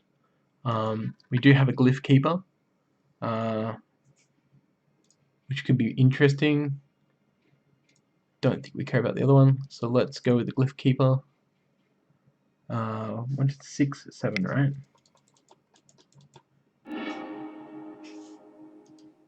Embalm that Glyph Keeper. So Glyph Keeper, if you missed my deck tech on this one, 3 colors, 2 blue for a 5/3 with Embalm Flyer. The first time a spell or ability targets it, it's counted. So really nice, really nice. Means you can't target the first time with your own stuff either, but it makes it so much harder for your opponent to try and kill or bounce, and that's great because it's a big fatty.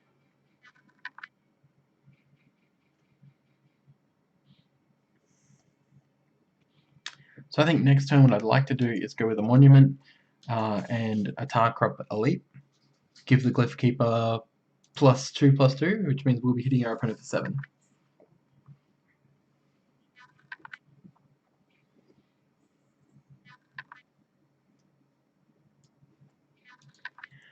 I hope I get a foil Glyph Keeper from the boxes. I really like it. I want that for my own personal EDH decks.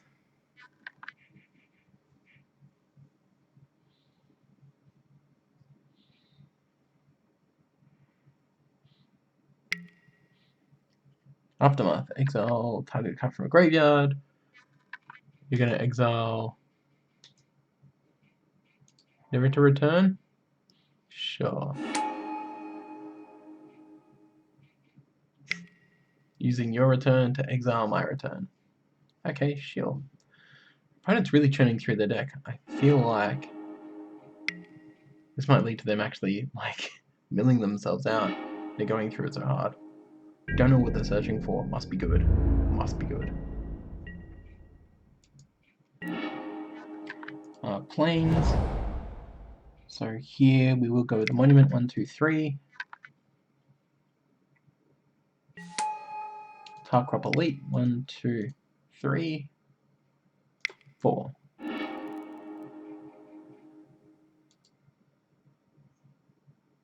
Oh, it counters the ability. I'm not going to get the +2/+2. Wow, I did not even think of that. But you know what? It doesn't matter. Okay. Our opponent maybe didn't realize that that was a thing that was happening. Huh. Okay. What do we want to do here? I feel like we got a pretty solid deck. I don't feel like I need to do anything with it.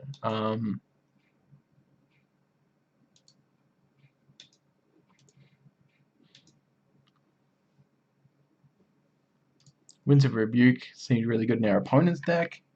I feel like we could play one of those, but we don't want to tunnel through our deck. We certainly will let our opponent do that because we don't care. I think we'll just submit it. We'll just go the way we are now. What do we got? No blue mana. Black mana. 3 planes. I think we're gonna mulligan that. That's just terrible, but we're gonna keep it because we've got Oketra and Evolving Wilds. We may as well put that on top. It's not per se a land, but we don't have any early action anyway, so it is going to help us out in the early turns just to get our double blue or our white. I think that we'll probably get a plains.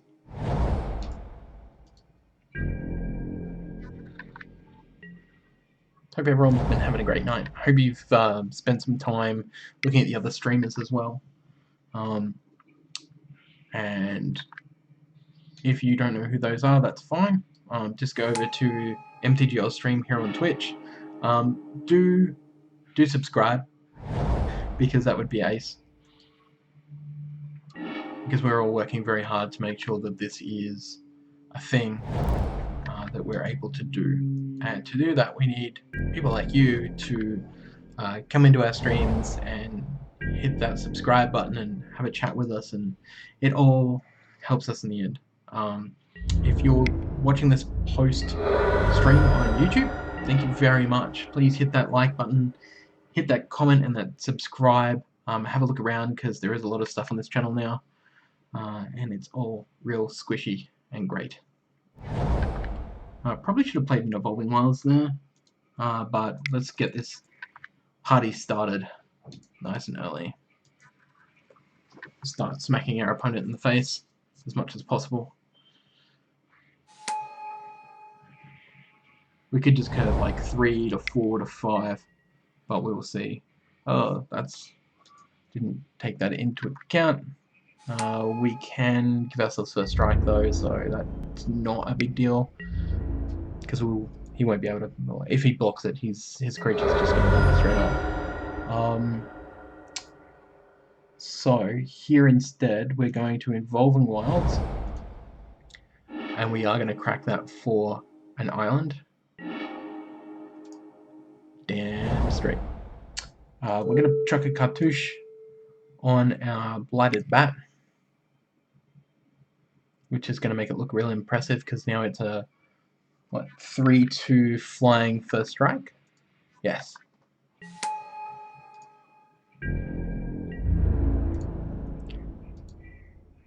Which our opponent will probably, end up rebuking, and that's fine. But at least it's going to get in there for 3 now.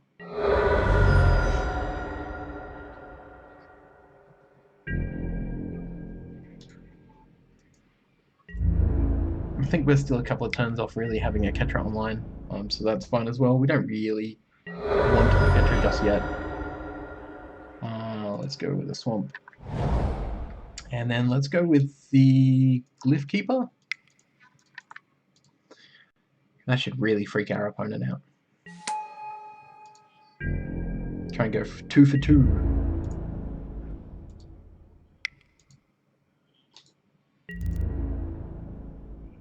No bounce? Wow, okay. Let's quickly check out what's going on in the Discords. Nothing? Great. Drag it over a little bit. What you got for me? 3 blue? No?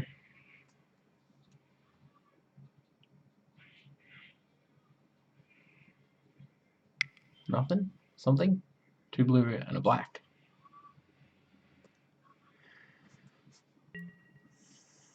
Ooh, neutered. Splendid agony. So much agony. It's not that splendid. The thing is that this Aven Initiate is able to take out the Glyph Keeper. That's a problem.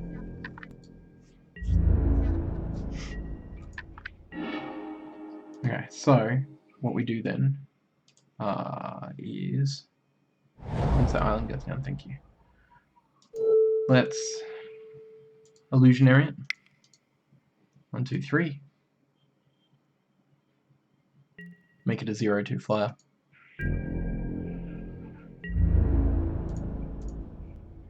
And we'll just ram both of them through.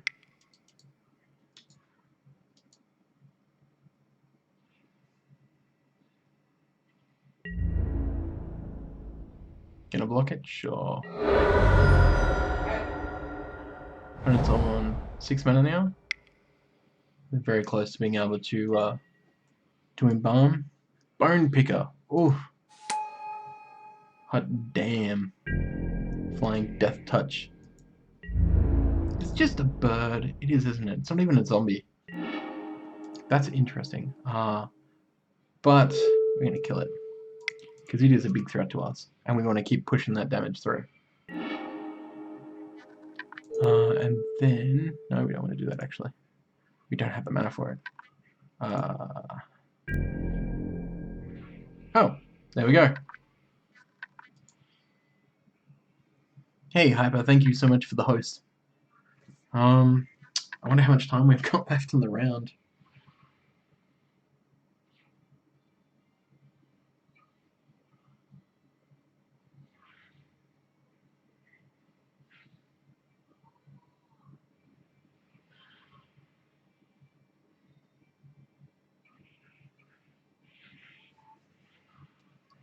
Okay, so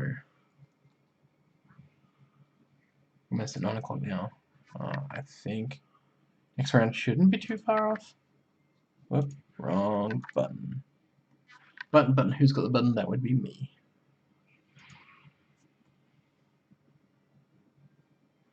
We've probably got another half hour, I think. So that being the case, I think we're going for another league game.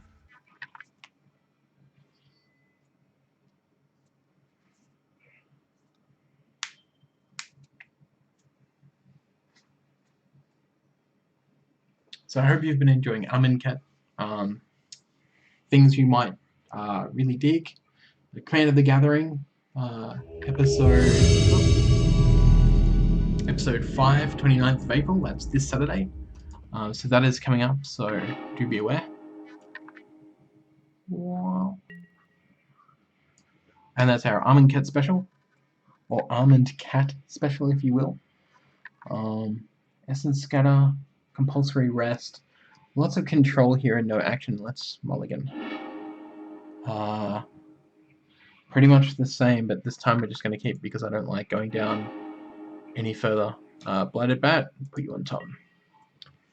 So that is this Saturday at 1 PM at Good Games Melbourne Central or Melbourne CBD.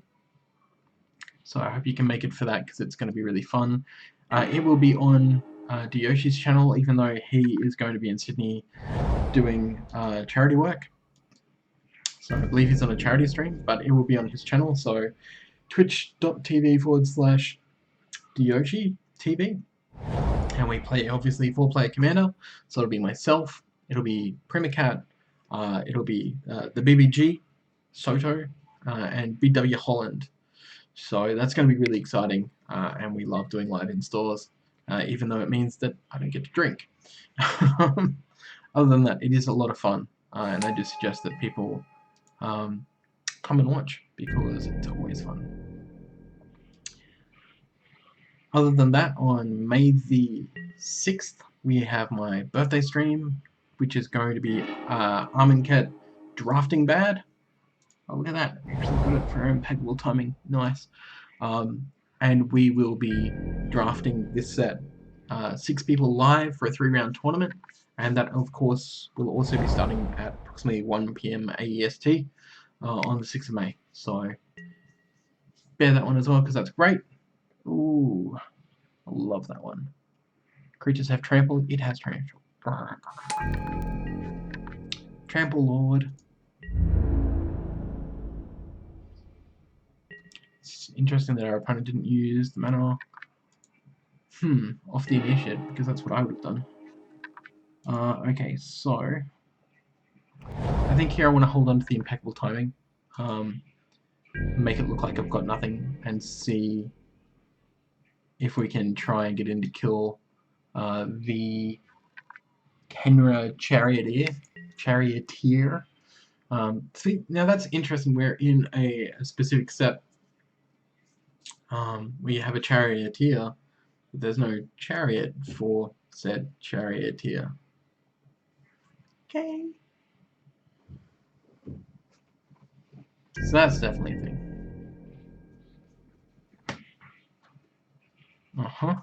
Begin combat, sure, go for it. There we go, that's what we wanted to see. Impeccable timing. Let's see if we can't shoot it down, or if our opponent will pump it, or give it some form of protection. No? Right. What are you going to play now? Manglehorn. It's only a 2/2, don't care. That's great. Okay, so here we're going to play our bat. 1, 2, 3. We're going to give our bat haste.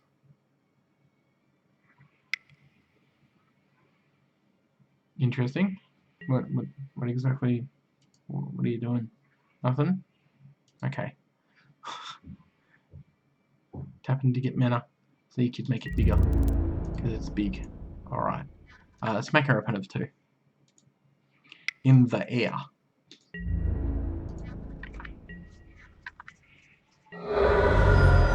Wonder how many Manglehorns our opponent's playing.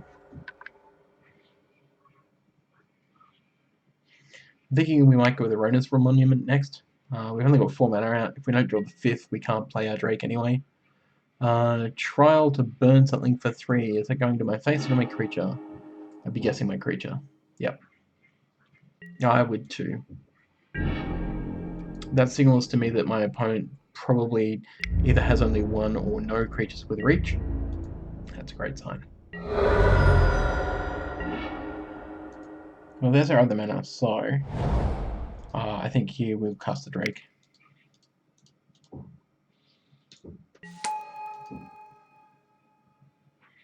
That should scare our opponent enough.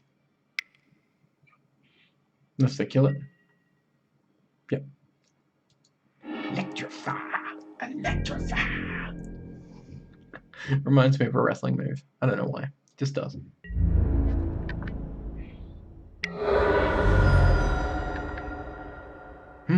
We might actually, we might fail on this one. Yield. We've got 2 Essence Scatters in hand, Ronus Monument, and a Cast Out. So at least we can cast out maybe the Channeler if we need to. We're on 12 life at the moment, so we're still sitting alright. We don't really need to panic, but I do feel like I want to start panicking a little bit. Let's see what our opponent plays. Prowess. Alright. I'm just going to Essence Scatter it. I don't feel like we need to cast out anything just yet.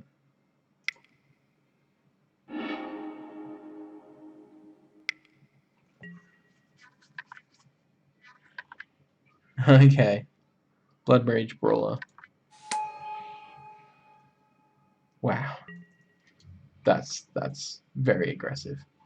And if you miss my standard deck tech on Red Deck Wins, you'll know just how much I love the Brawler. Okay, so... Oof. Feels bad, feels bad. What do we do here? Brawler's going to hit us for a lot of damage. 4 is definitely not okay in my wheelhouse. So let's yield and we will see what happens. I think we might just have to cast out on it when our opponent attacks. The only thing I can think of anyway. I should probably quickly check the discords. Nothing new. Great. So let's drop the cast out. Cast out.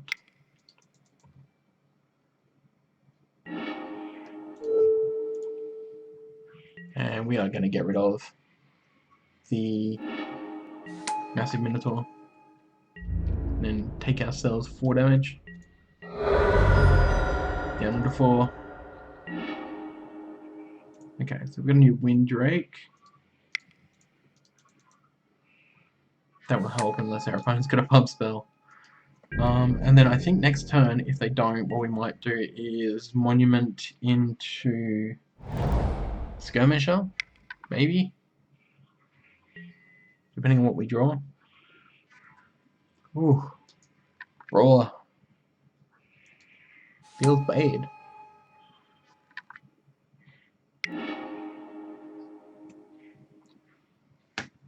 Always message her when you're doing this.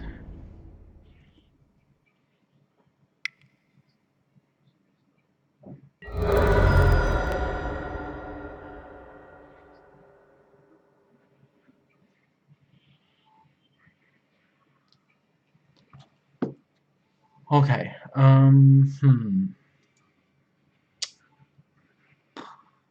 that was a bit of a blowout, wasn't it? Don't know if we'll win this last one. I really want myself a trophy. Something early, something early. Back to formula.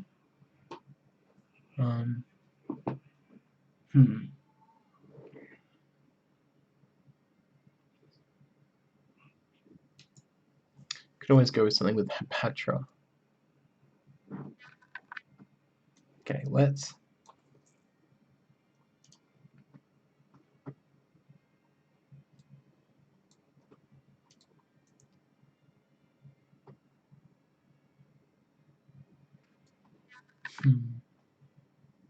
Yeah, okay. Let's just ditch every. Excuse me. Let's just ditch the whole kit and caboodle. Those ones. And then leave the 2 Evolving Wild in there for now. +2/+2 to a creature. Hapatra. Companion. 2 Festering Mummy, because they go with Hapatra, we might be able to change those out in a second. Ronus Monument's great. No. Get rid of the... So, Bontu, whenever you cast a creature... No, not really. Manglehorn. Spidery Grasp. +2/+4. And Reach. I think that sounds great. A multi-block. Kondu. Oh, Kudu. Yes. Quarry, yes. Splitted Agonies. Way up to 16. Bat. Cartouche. Cursed Minotaur. Soul Slingers. Final Reward. Split card. Greater. What are you? Black and green Indestructibles. Colossipede. 13 creatures. Add basic land. Add based on 15 lands. 15, 16, 17. 1 swamp. 1 forest. 13 creatures. Let's try it. Complete rebuild on the fly, because why not? Would we like to play first? Yes. What do we got? Soul Singer. Companion's great. Splendid Agony's great. I think we'll keep this. Okay, forest.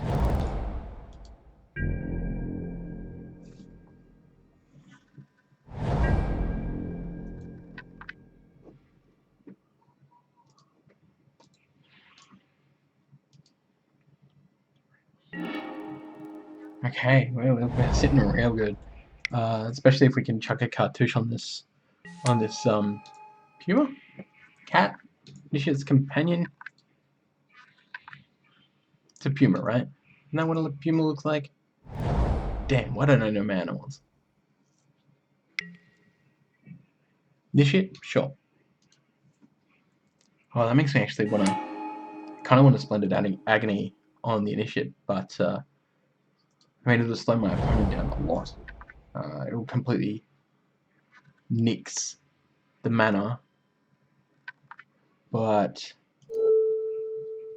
I can do it with the cartouche anyway. Oh, okay, great. Why did I even think about that? 1, 2, 3. This is going to be hilarious.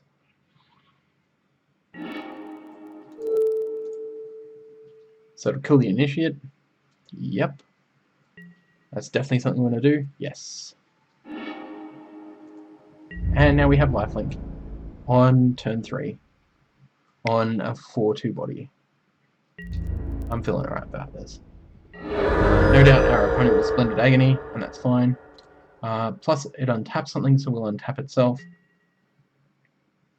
And then we can use it as a blocker if need be. Not that our opponent will have anything with haste, but they'll certainly try and find a way to burn it or kill it. That's one of those ways. So what are we going to do here? I feel like we can leave Spidery Grasp up for it. Let's pop the Evolving Wild straight up. We'll grab a forest. Might just want my Archer. Now we can give it -2/-2 as an instant, so let's just attack in and surprise our opponent with it, shall we?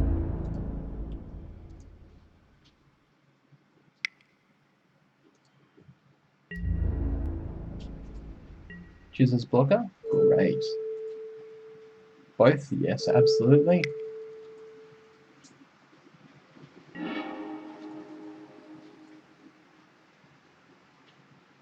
Down goes another threat. Up goes our life total. And it is raining quite heavily, so you'll probably end up hearing that in the background. Alright, so we've got a brawler here. Spidery Grasp. Yeah, Spidery Grasp will do it. So let's attack.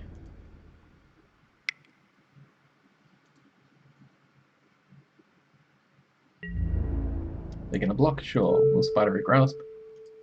On you.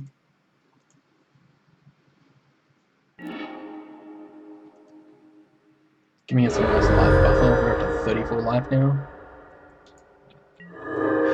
It feels gross. It feels so gross.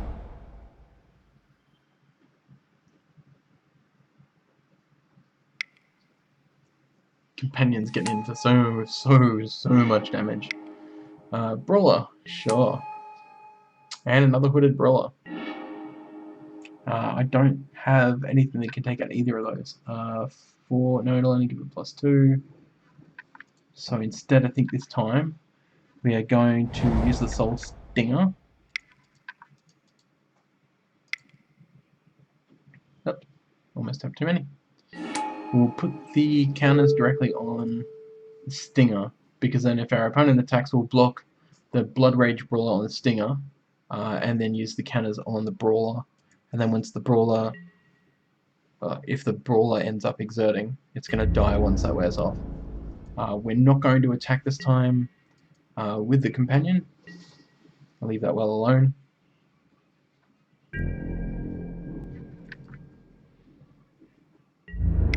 We could wait a turn, technically speaking, but I don't really want to. I think here we're just going to let the 2 damage through.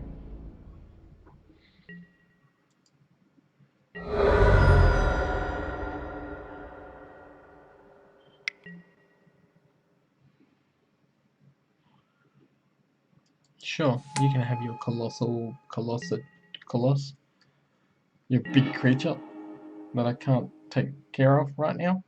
What are we going to do here then? On one hand I want to attack, but on the other hand I'm a bit worried about the Colossipede. I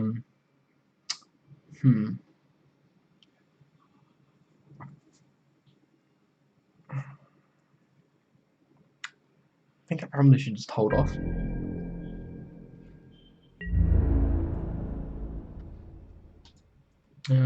Okay, so when it dies, you put a +1, -1/-1 on target creature for each 1/1 on the Soul Slinger. So if our opponent kills this, yeah, okay, that's fine. Let's see where our opponent blocks it.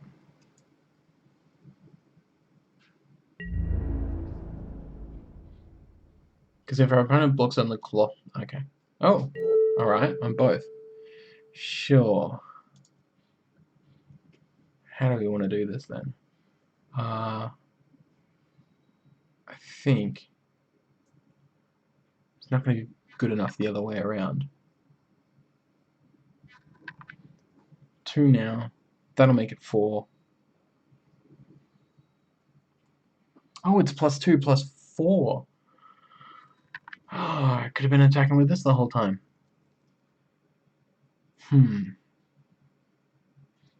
Play this, it's going to kill off the Brawler.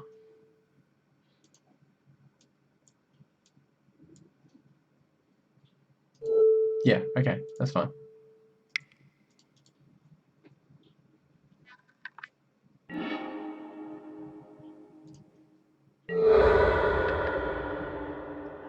That's about right.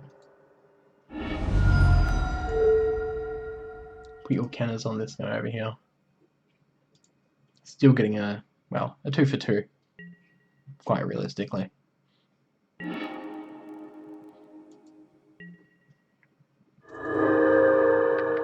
Your opponent's running out of cards in hand, so that's great. Then again, so are we. Manadork? Sure. You can have a Manadork. I don't mind.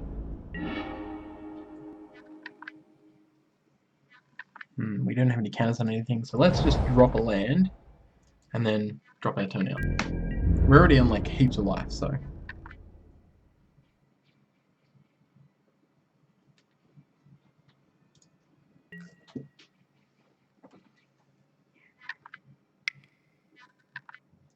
Double check Discord. Mate's still going.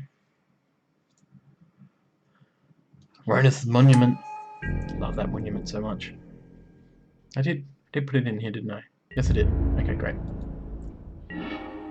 Habatra.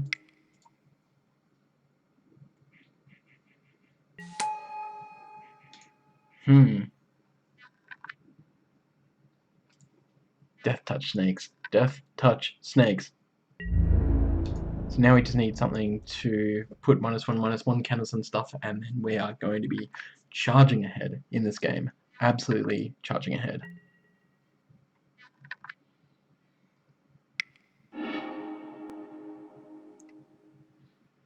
Ooh, Flameblade Depth. Okay, sure. So your Manadork is a lot bigger, and I'm just not going to block if you attack. No? Great. All the better for me. All the better for me. Okay, great. Let's kill him. 1, 2, 3, or it, I should say, I guess. Terrific. Then we are going to get rid of... What do we got? Sorry, up close. I can't help it. We're going to get rid of the Channel Initiate. Give ourselves a little zombie action in there. 1, 2. Our opponent does have enough that can kill this. It does have enough that can kill Hapatra. So we're not going to attack in what I feel is probably the best decision I will make tonight.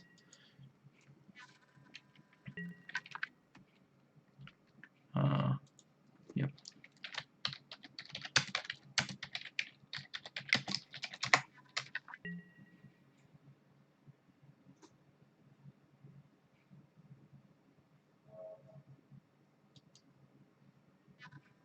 Alright, Katusha strength, huh? +1/+1 trample plus menace. Whew. Fighting my Hepatra. Killing my Hepatra before my Hepatra had a chance to shine. Could have really ruined my opponent's night. But that's unfortunate. Monument. 1, 2, 3. Monumental. 2, 3. 4, 2, 6, 4. Opponent has 1 card in hand. I don't believe it would be something that they can pump with, but we probably shouldn't take the chance. I think we just skip here.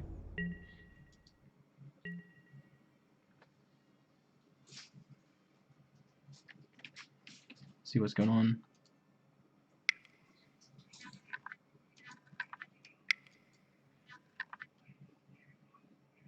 Get to see all the behind the scenes because I'm using XSplit.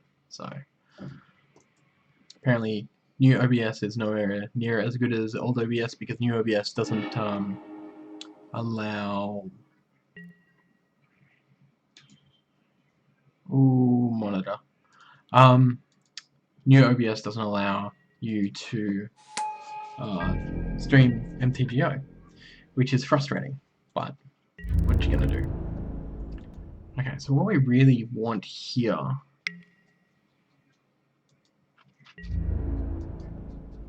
we'll take that damage. What we want here is some removal. If we can get some removal up, then we'll be much happier. And involving wilds, we didn't want that.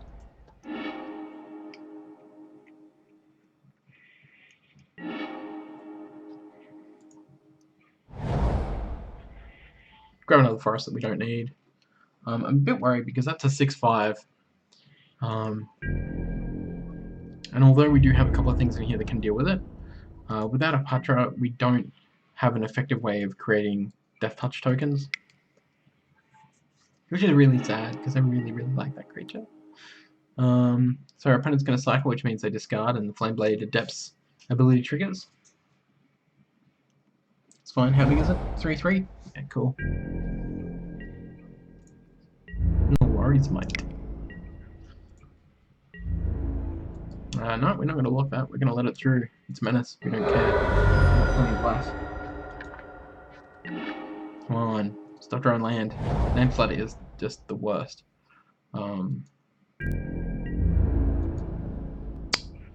Okay. Starting to get a bit scared now.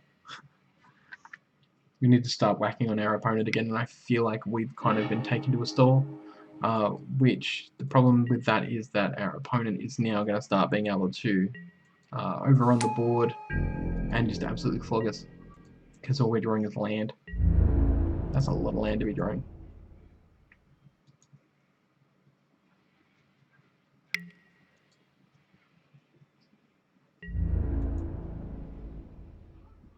We'll take your trample damage. Down to 15. Opponent's evening the scores. What is that? Put a -1/-1 on target creature you control. Not really helpful, but sort of is. 1/2. Trigger onto the companion for the +2/+2. And then for Voodoo, we'll trigger it onto our little zombie. Okay, 1, 2, 3, 4. Alright, so this is where we're going to start being a bit tricky. 3. Trigger onto our life linker. Which means it should be big enough. Yeah, an 8/6. Our opponent's not going to be able to take that out anytime soon. Or shouldn't. Choose target permanent.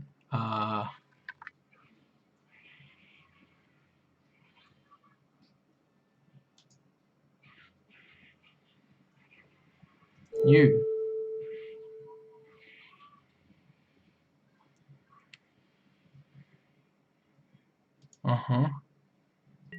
Gonna let me remove. Excellent. Okay. Ooh. Attack with our massive life-linking trampler. Let's get us some life back. We're gonna untap our life-linking trampler. That's special. So now we're back up on 23 and our opponent's down to 8. So that was good. I think that kind of maybe scared our opponent a little bit. They're like, oh, okay, that's a thing that can happen. Yes, it is a thing that can happen. Split card time. What do we got? +1/+0, indestructible. All creatures able to block target creature do so this turn. Sure. So let's give this guy here indestructible.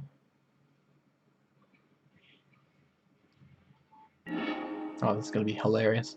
Then we're going to cast on the zombie, so everyone must block the zombie. 2, 3, 4.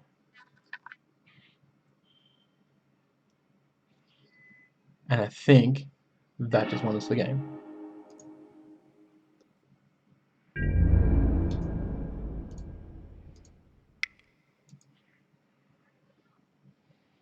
Because it means that our opponent has to block just the zombie. That's all they can block. Our opponent's got something that's going to be fun. No? Tapping down a creature to save it?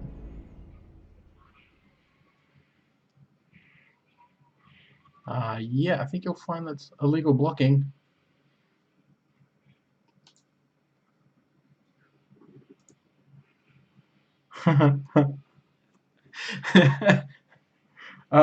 Yeah, okay.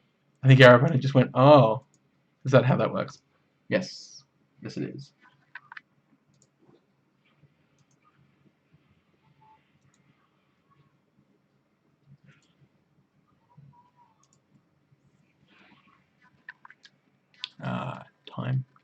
Time. We're running out of time.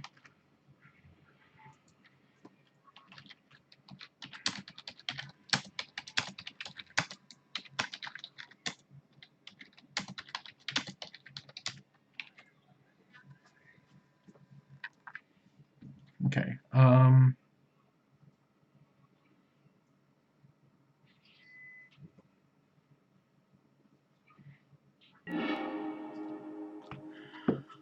All right.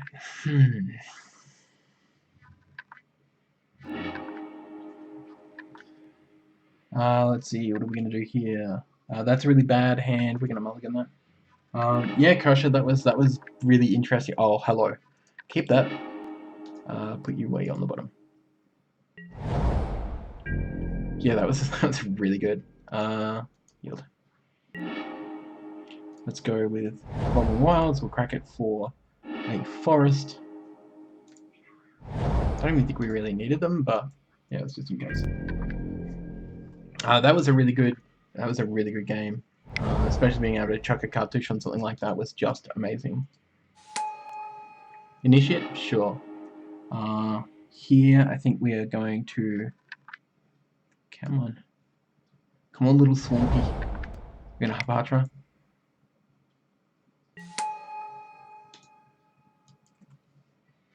Kind of want to make this as fast as possible, because I believe my buy might be up.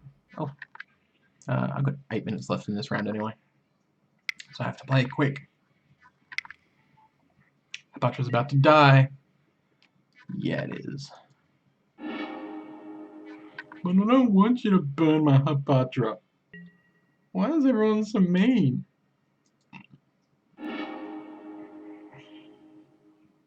Let's go with our Menace. Yield.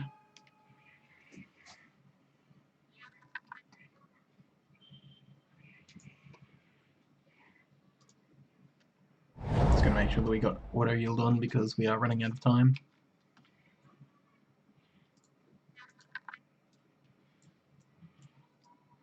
And then we will be back for the last round of MTGO Sealed Showdown.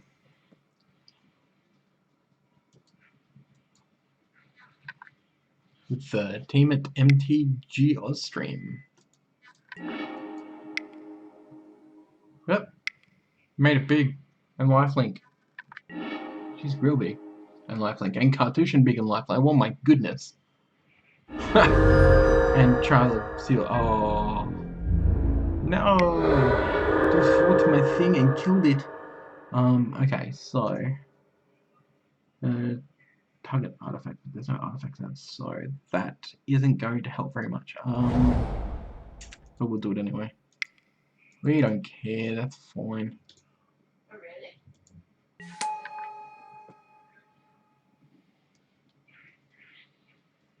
This might be it. They might actually get us on this one.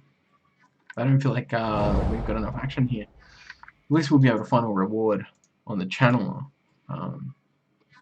But yeah, running out of hand.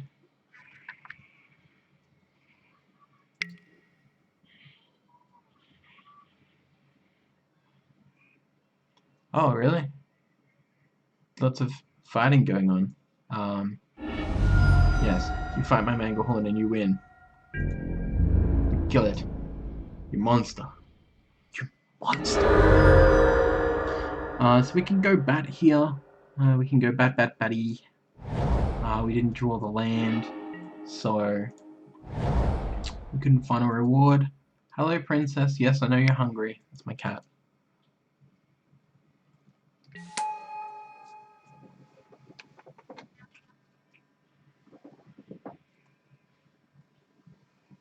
This here is the this here is the princess. She don't like being picked up that much. She'd much rather sit in your lap than actually be picked up. Let's give it haste.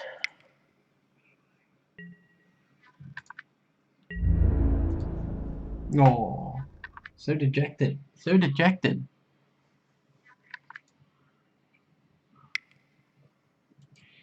Smash our opponent's face. We've definitely, like, our opponent's on 30 now. That whole shenanigans was pretty strong. Pretty much feels like what we did to our opponent last time. So, Tralazil will come down and burn my creature again. Again, Zills and Cartouches, Trials and Cartouches are pretty cool. If you can get them running properly. Spidery Grasp? No. Right, so we'll just final this one. We don't have a choice. We need a judgment to final reward. Should be final judgment actually, really, but I guess final reward is like your reward in death from the god Pharaoh.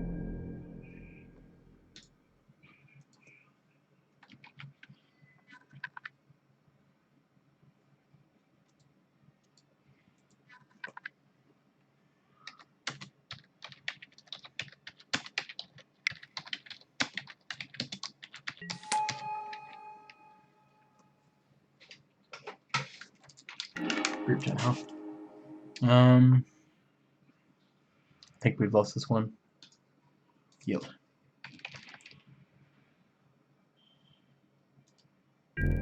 Coops is here. Yeah, Sweet. looks like everyone. Cool. I'm still here. Alright. I'm almost done. Cool. All right. I'm just preparing the last round. So we've had Maitland's dropped out. Looks like he's going to call it a night since we had the bye anyway. So that leaves the rest of us with a game, which is good. Mm-hmm. Just got to work out who's actually playing who, because I screwed up the matchmaking. Because I'm an idiot. Hashtag professionalisms. Oh wait, I can maybe if I do that. Okay. No, it doesn't work. Can I reopen this? No, I can't reopen that. All right. Well, we know that me and Dead Orgy are both undefeated. Technically, is anyone else on a 2-0 record?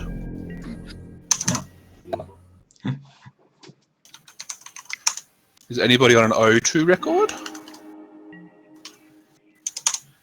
No, I don't think there is. I'm on an 0-0 record. Good job. Are You're having fun though. I am. That's the important thing. It's a fun game. Yes. Yeah. I'm 0-2 thanks to the timeout at the end there. Time out. That Yeah, was ouch. cool. I That hate was this. all tied out. That's the worst. Probably the worst thing about Magic Online compared to paper Magic is that you just can't get it if you go to time. Whereas in real Magic, obviously you go to time, you get those 5 turns, and sometimes you just kind of get there. All right, If mains we'd gone to plays. turns, it would have been a draw. Yeah. Who wants to be first on show? Give me a sec. Oh, it's just because mains closed his stream, so. Yeah, that's fine. Just chuck it on. Who's it on at the moment? Anybody? I'm done I with think that. it's on me. Cool. If it's on Salisbury, leave it on Salisbury. Why are you not pairing round 3 for me? This system sucks. Oh, I didn't put a winner there, that's why. So it's actually the user and not the system? Yeah. Good old bit of old pepcac there. Okay, so it's going to be numbers and Dedoji, Coops and Cherchier, and Draftaholics and Salazari. If we want to start the draft, we'll start the draft the first round on Draftaholics this time, and then we'll switch it to Salazari, I guess. We'll start. I'll go back to Cheshire. Start on Draftaholics, then we'll switch to out Cheshire after the first round. Roger. Cool. All right. Does everybody got an opponent? Everybody ready? Mm-hmm. Let's start round 3. Let's challenge. Voice start, Chesh? I am, yes.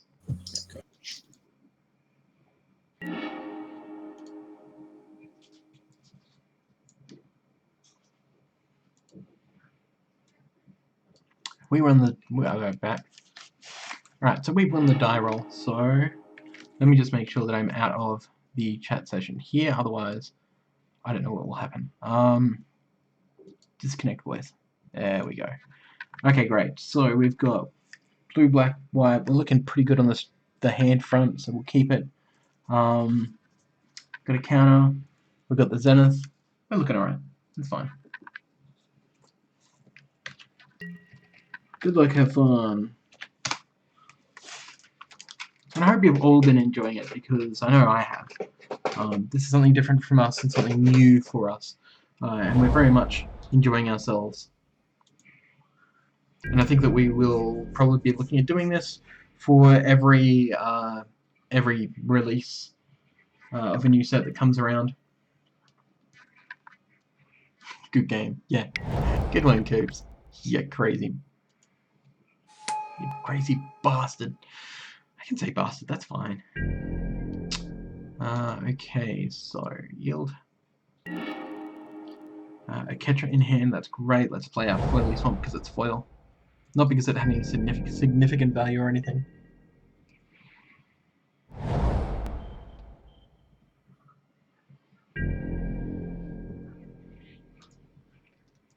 Can I yield to our opponent's turn? We don't really care. Let's play our planes. Do we have anything else? Not really. So we will yield. We'll make sure that we've got our essence scatter up so that we can... Wrong camera. So that we can counter what this is going to be. Oh, it's a hippo? I don't like that hippo. We'll counter it. 1, 2. Cool.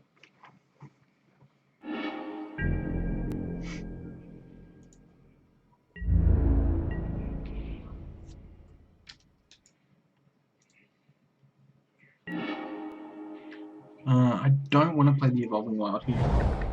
I do... Aketra is great because I can make a whole bunch of ground pounders. But I think I'm probably going to play the Zenith Seeker or the Elite. Probably the Zenith Seeker first, I think.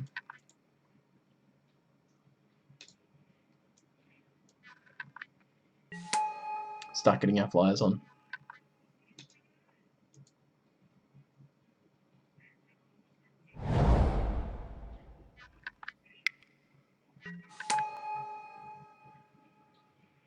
Good old Gravedigger.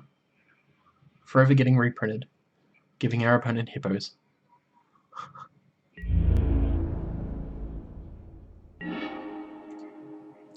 More Evolving Wilds. guess we're going to play one now. We'll second go for an island.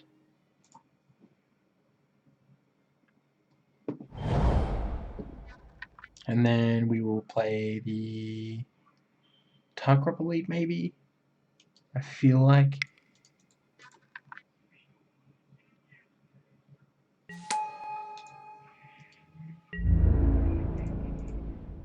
Attack our opponent for 2. In the air. So just basically gonna fly over our opponent. And not force interactions where we can. Hippo, yeah, nothing we can do about that.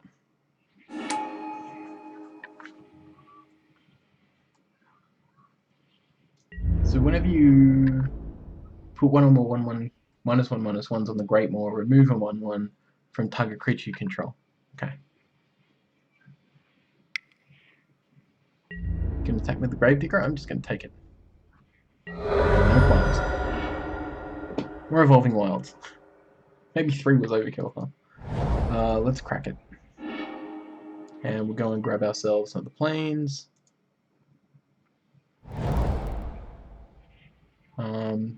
I think at this point I'm going to play the Oketra. Because then next turn we can exert the Tarkrop Elite. Will it empty your mana? I must have tapped extra mana. That's fine. No one cares.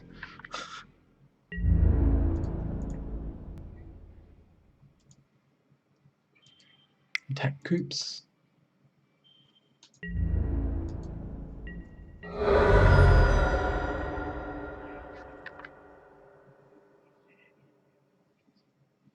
If you want to know what I think the best Seal God is, it's Ronus, for sure. The fact that you can give other creatures +2/+0 and trample is amazing. Especially with lifelink and the cartouches and stuff. Okay, it's gonna give my Oketra some -1/-1 counters. I don't like that. Still fine though.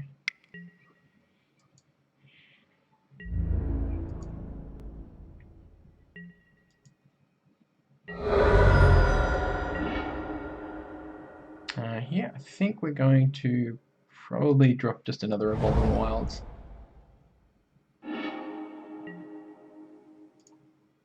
Crack it and get that spell. Oh, I didn't even put it to the front. Come on. And then cast.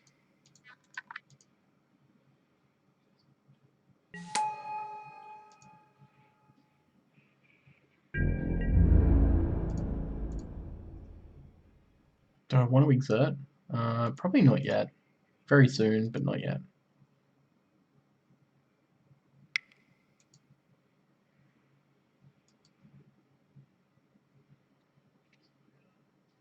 Be interesting to see if our opponent decides, if Coops decides to block a Oketra or not. I will just let it through. Yeah. Cool. Down 8, 2, 4, 5, 6. 2, 4, 5, 7, 8. Okay, so he has to block everything next turn, including the flyers. 3, 4, 5, 6, 7. I don't think he can. He needs to kill. He needs to kill the Tarkrop Elite.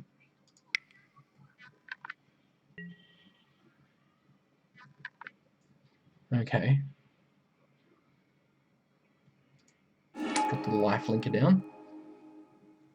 That's still not going to save you, buddy.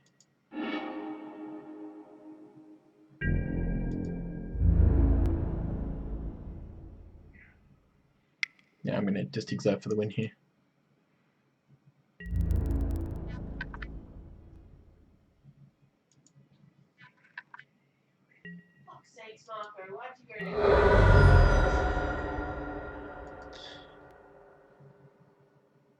Dana's playing One Piece. Actually, looks like a lot of fun.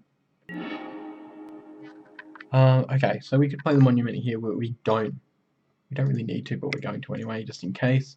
Because you never know, our opponent might have something up their sleeve. I don't know exactly what that would be.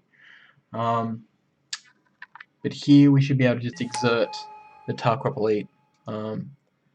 and get our business on, as they say. Attack and exert, yes. So it gives all of our creatures +1/+1. Not attacking the ground pounder because obviously lifelink.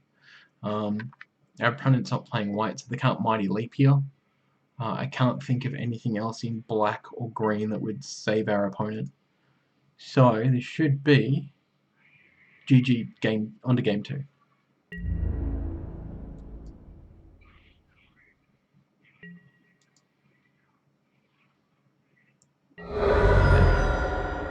Excellent. Yeah, yeah. Do a little dance. Make a little love. Okay, so we know our opponent's playing -1/-1 counters. We know that they're playing some heavy hitters with their -1/-1 counters. Do we have anything that would work in our favour? I don't think so. Use Winter Rebuke, maybe. We need cast a creature spell. Well, we're not really playing that many creature spells. We could always play the Luxor Rivershine. The Shrine just gives you life. It's really not that great. It looks terrific on the surface, but when it comes down to it, it's just not. Do we have any... We could fit the Cartouche somewhere for our flyers. To give a flyer lifelink. That sounds like a pretty good opportunity. To be honest, let's have a look there. Sort by converted mana cost. Probably have to take out one of these drakes, which we can do. Less creatures, so makes me a bit nervous. We'll see. We'll see. Maybe we'll have to add some creatures back in and swap it around, and that's fine. But we will see. So what do we got? We got the Cropolite, we've got the Monument, we've got a great kill spell, we've got a great counter spell, but we have absolutely no white mana in our hand. Trusting the deck means that we should be able to draw it by turn 4 anyway, and I think that's probably what we're just going to do. We'll just trust in the heart of the cards, because Yu-Gi-Oh! Why? Alright, well, there's your heart, the heart of the cards, right? The planes we wanted, there it is. Hopefully we can pick up a Glyph Keeper nice and early. Just start smacking for 5 in the air from turn 6. Naga Vitalizer, yep. Vitalist, same thing, really. Just, yeah. Manadork, let's just say Manadork, and everyone is happy. Alright, so we've got some counterspell in our up, because our opponent now can go full cost. That's the brilliant thing with green, because it accelerates. Oh, our opponent's actually playing 3 colors. Alright, sure. Do I need to do anything about this? It's just no, it's a 0/3. I don't care. Unless our opponent enchants it and makes it bigger. That's always a possibility, but I doubt it. So here I feel like I almost want to play the Ronda's Monument.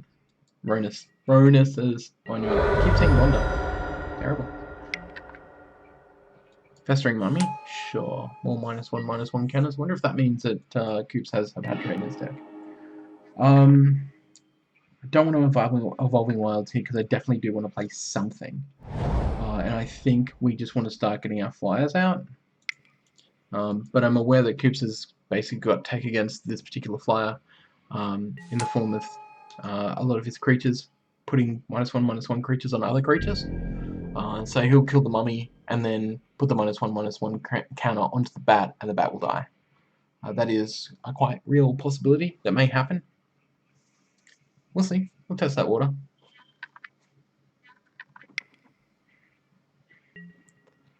AUSTREAM hosting is back. Hello AUSTREAM and hello viewers. It is very nice to see you. And I'm sure somebody's probably calling me an idiot. I did voice disconnect from Discord, didn't I? Yes. Okay, good. I just had to make sure that there wasn't somebody talking in the background, because that would have been really awkward. Yeah, so our opponent didn't have anything that can kill off the bat, but this companion is really strong. So that's something we have to watch out for. Okay, so it's just going to attack the Festering Mummy. I'm going to let that through. There's no reason for me to kill it, because it will kill my bat, and I'm quite fond of my bat. I love my bat, right? Gets me my bird. Where is my bird? Goddamn Iron Man. Let's go and grab ourselves a swamp because we know we're going to need it. Ronus Monument. I mean, we could have played the Crop Elite this turn, but I want to save it for next turn so that I can smash my opponent for 4 next turn.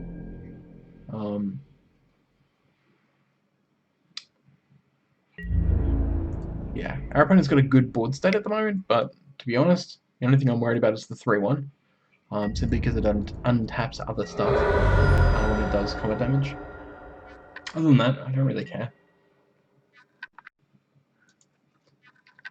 Did not notice that he was typing in chat.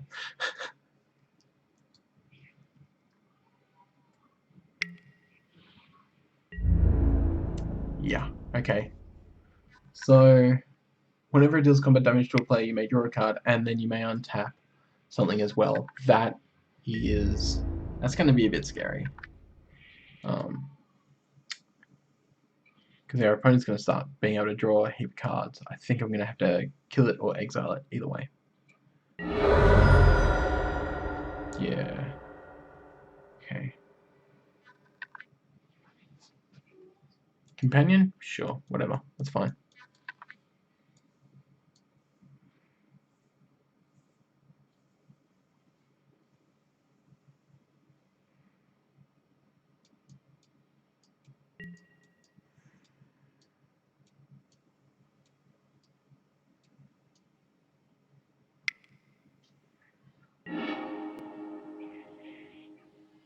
Okay, so our opponent's going and getting a basic land. That's cool. Okay, so drop a land. I feel like we can drop the elite.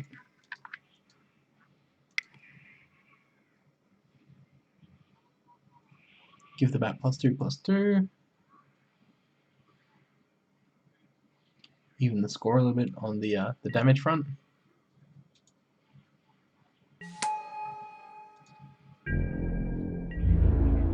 Just wish we had that extra land. Would have been nice to play the Cartouche of Knowledge? Yes, Cartouche of Knowledge.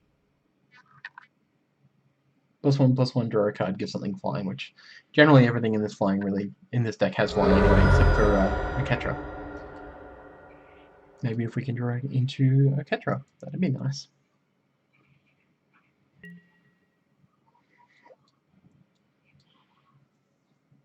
So our opponent's on 14. 4, 6, 6, 6, 12. Exert. Okay, sure. So I need to draw a creature this turn and not have our opponent find a way to kill me or my creatures. Play something like big and scary that I don't like. Like that, actually, is probably something big and scary that I don't like. Damn, okay.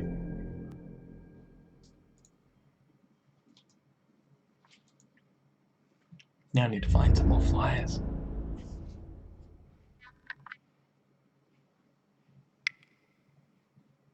Which actually technically shouldn't be that hard. 1, 2, 3 to leave him with 2. Okay. Enough up for a counter spell. I can kill off the companion, which would reduce the amount of damage that I'm now exponentially taking. I could just cast it out, but I don't want to. I don't want to have our opponent have a way to get rid of cast out and then get the companion back. I'd rather say that for like a bigger creature just in case. So let's go ahead and kill the companion. Black, black, blue.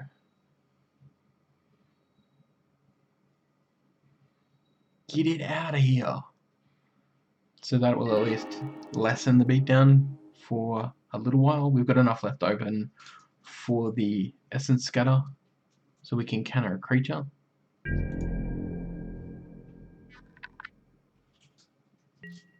feel like my CPU is slowing down as well.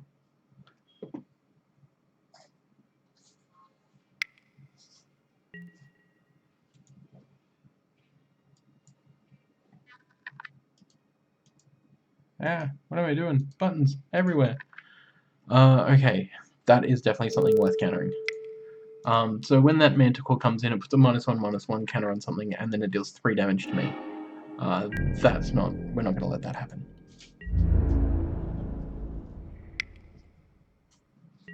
Attack us for 2. Put us down to 7.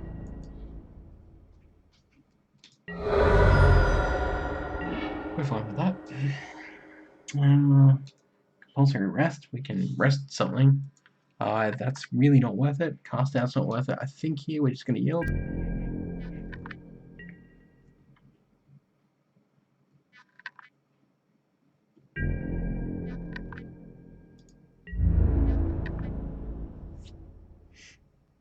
Just, I guess hopefully our opponent doesn't play something big and then fling it at us next turn.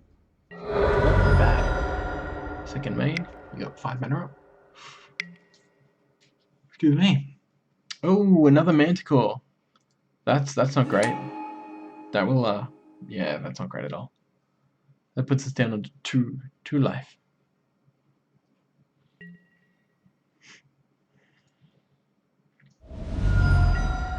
So here we are going to cast out then.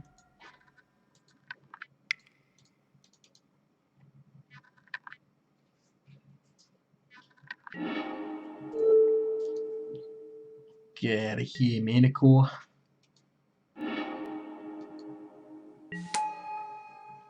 Okay. We're running out of options here. And I don't have anything left to cycle, so I am going to compulsory rest the stupid 1/1 because we're on 2 life. And that's really not a good place to be in.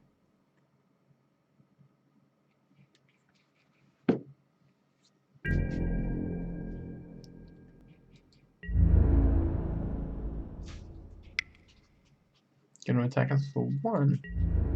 Will you get a combat trick, or just attacking us for 1 to freak me out? Combat trick. That will indeed do it.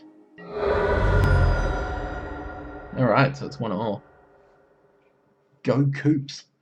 Okay, so let's have a look. I don't think we really have anything.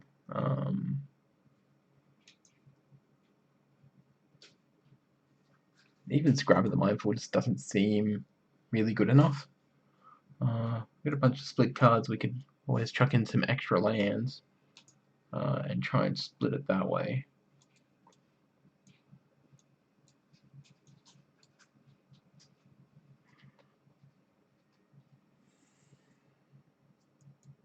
Can't add basic lands from the screen, which really sucks because otherwise I would totally switch over to black-green. I could always use those stupid lands to create zombies, but it's just stupid. Put the Drake back in, but I don't think there's much use. Let's just submit it. Let's just go full hog and not make a change.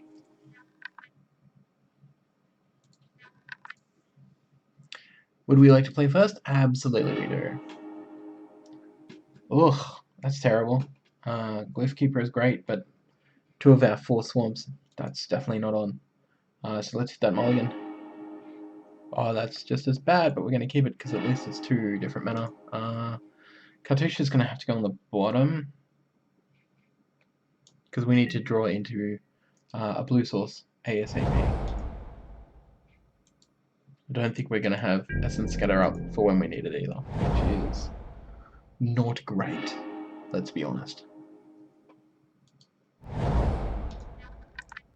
Yeah, we might end up just having no mana here, but we're playing 17 lands, so that shouldn't be the case in draft decks.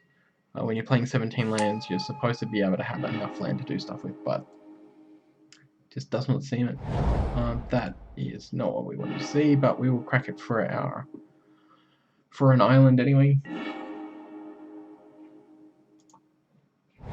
Not running good. Yield.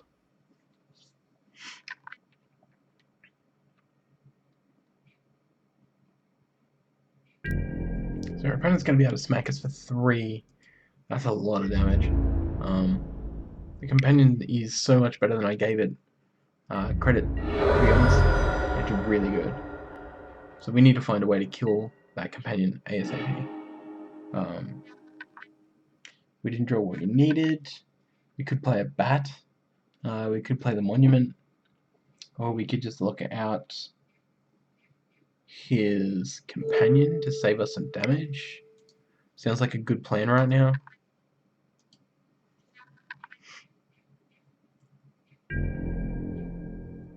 Make it a 0-2.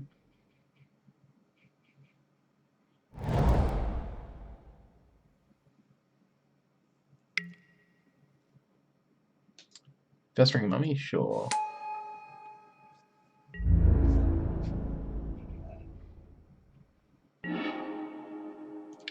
Alright, so it's finally starting to get our lands. Now we can play the bat here, give the bat haste and hit our opponent for 2. We could play the Ronus Monument. We could kill something, but it's not, like, I don't want to waste that. That's not an option right now. So let's go with the bat.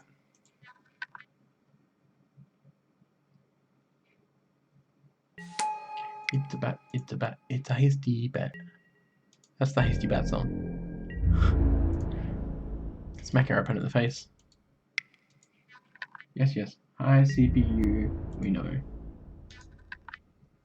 So apparently something's chewing up my CPU, and I have a feeling that it's the fact of having Discord running alongside MTGO, which would not surprise me at all. Especially the fact that we're using XSplit, and XSplit takes up a whole lot of bandwidth. So that is also very much an issue. It says we haven't dropped any frames, which is great. We've so far been streaming for almost 3 hours, I think. With no dropped frames is really good. Here we go. Combo, Festering Mummy goes away. Pings my bat goes away, and I'm sad. I'm all sad. I left my bed. I went to my bed. But we can stop our opponent from attacking with the edifice. So let's start doing that right now.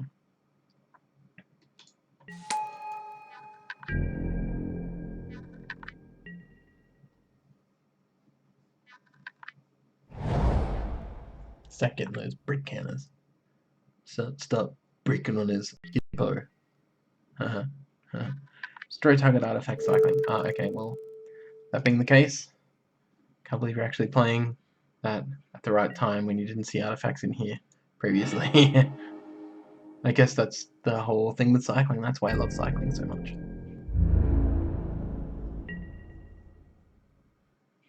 Okay. And yes. Alright, great. So we didn't draw the land that we want. We can kill the hippo, and I think that that's probably going to be the best option right now. And then hopefully next time we can draw a land, and then if it's the plains, we can go with the crusher, the elite, with the solidarity on the elite, which means it'll be flying first strike 3/3, and it will wreak havoc. Absolute havoc. Plus it gives you a 1/1 soldier vigilance, so. Magical. Guess we should have kept some mana. But we needed to kill that creature, so we didn't really have a choice.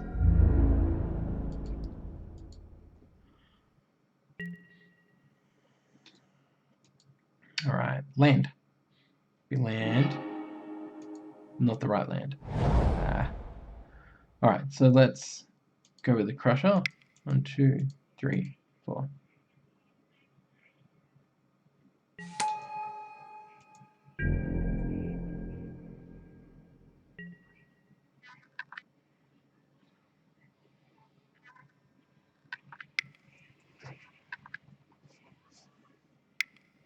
Makes for a very tense game of Magic.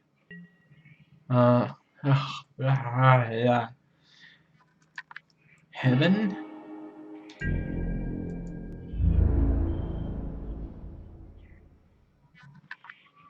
No, you should attack with the companion, because then you can untap your... Okay, never mind.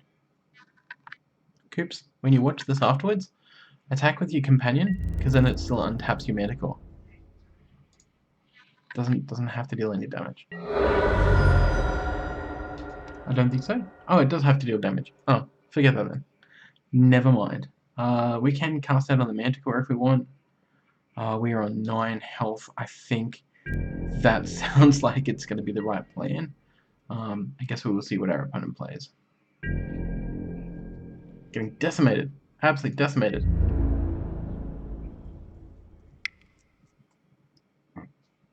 Excuse me.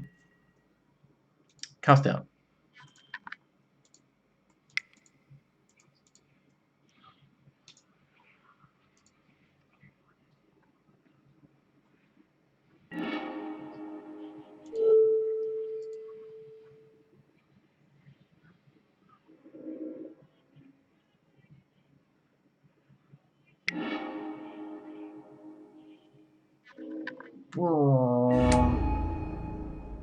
Wow, that's nice. That's a neat little trick.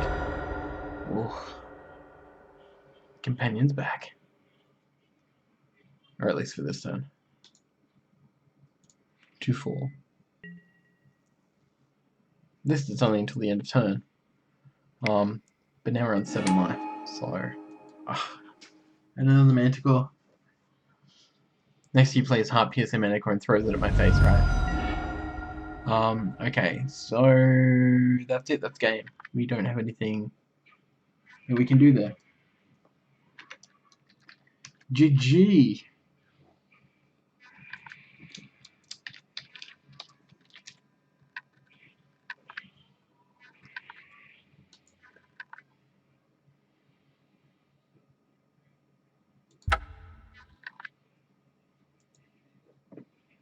Alright, so let's try and pop into the Discord maybe and see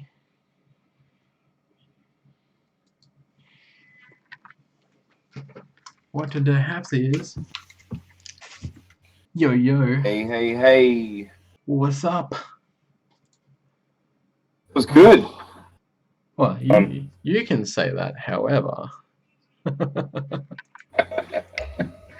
Oh, I can't believe it. On that first game, I had that stupid spider in my hand, the 2-4 with reach. I cast the lifelinker instead, and I looked down and I was like, I'm a dumbass. I'm like, I could have cast the spider, and I don't know, obviously I don't know what you had. I wondered what was happening Maybe. there. Yeah, I was like, that's right. I played Maitland in the first round, that was kind of cool. Seems to know what he's doing. So, yeah. He's a really good player. Yeah, I lost the first game, which kind of sucked. I had to mulligan down to 5, so that was super annoying. I won the second game, and then the last game just lost. He started making like 5-5 worms, and that's 7-7 other worm. I was like, just ran out of damage before this started happening. Yeah. Dun, dun, dun. I didn't like in my pool. I didn't draw anything spectacular, but I kind of got just like a lot of the good B stuff. Like I got no bomb. Like I didn't get like the black god or the green god or the red god or something like that or even like a Liliana thing, even to finish off my pool. Like all my stuff, like all those creatures seem to work pretty well with each other with like the counters and getting stuff back from the graveyard and untapping and putting on counters and taking off counters. So I was pretty happy. You're cutting up a little bit there, just to let you know. Yeah, I got a Ketra. But Nice. it just, yeah, I don't know. She's not as good as some of the other gods. Yeah, I don't like the blue god very much. Kefnet, I think Kefnet's the worst of them all, personally, at this point. Yeah, I'm sure like in a constructed deck, Ketra makes a lot of sense with like mass token generation. You know, but I agree with what you're saying. Mm. Yeah, Ketra's a bit hard. Like, I'm sure she fits in with white somewhere. Like, I'm sure that's what makes sense. Like, I don't know, like if you play with like that white enchantment that makes 1/1 every time you play a land, and then like you play like Captain's Claw and stuff on your smaller creatures, you just like always pumping out creatures to keep your Ketra online, but then you're super susceptible to a board wipe. To be honest, I'd probably go more the route of Gideon, etc. Gideon and this green-white token deck. Yeah. It has. We'll see what happens. Standards, just around the new standards, just around the corner. So with no bannings, that's a bit odd. But obviously, with seem to think that the new cards might change something.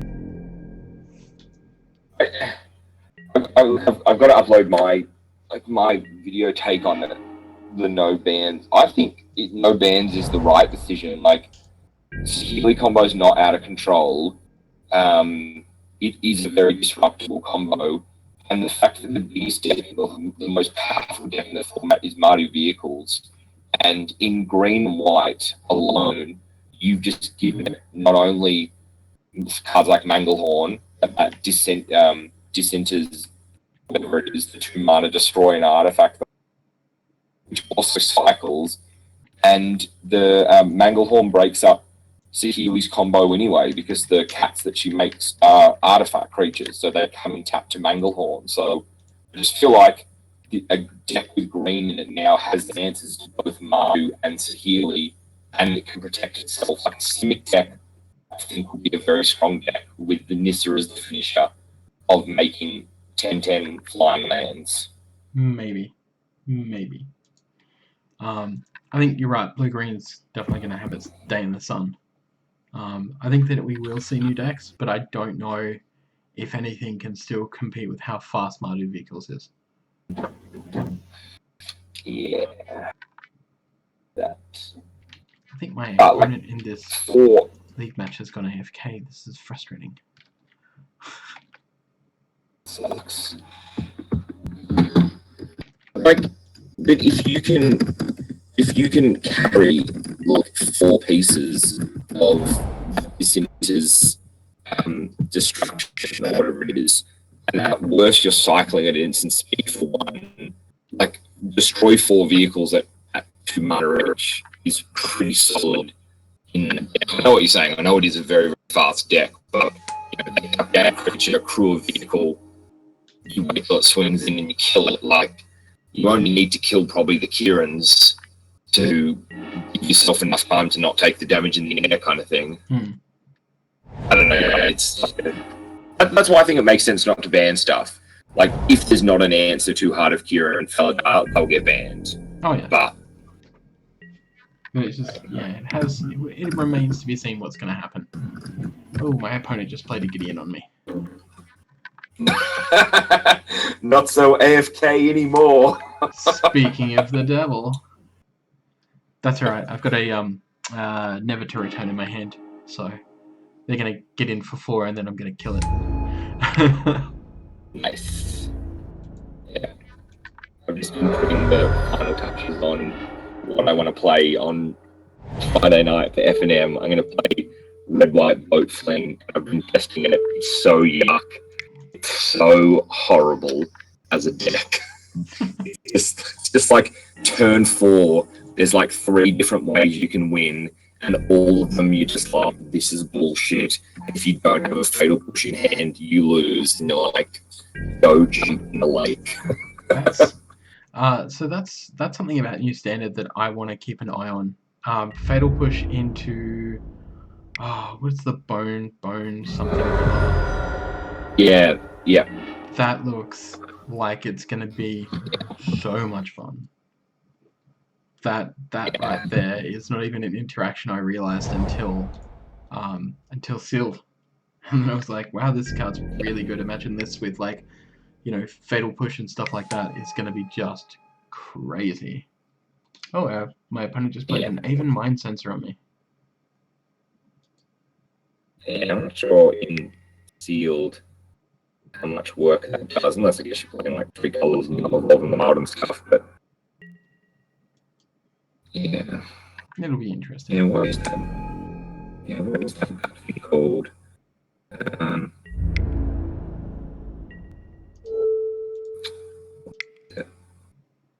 You're talking about the 4 mana thing, right? The 3-in-1 that becomes just a 1 drop. That's the one? Yep. Yeah. Loading all these cards, Mythic Spoiler. It's like a bone slicer or something. Yeah.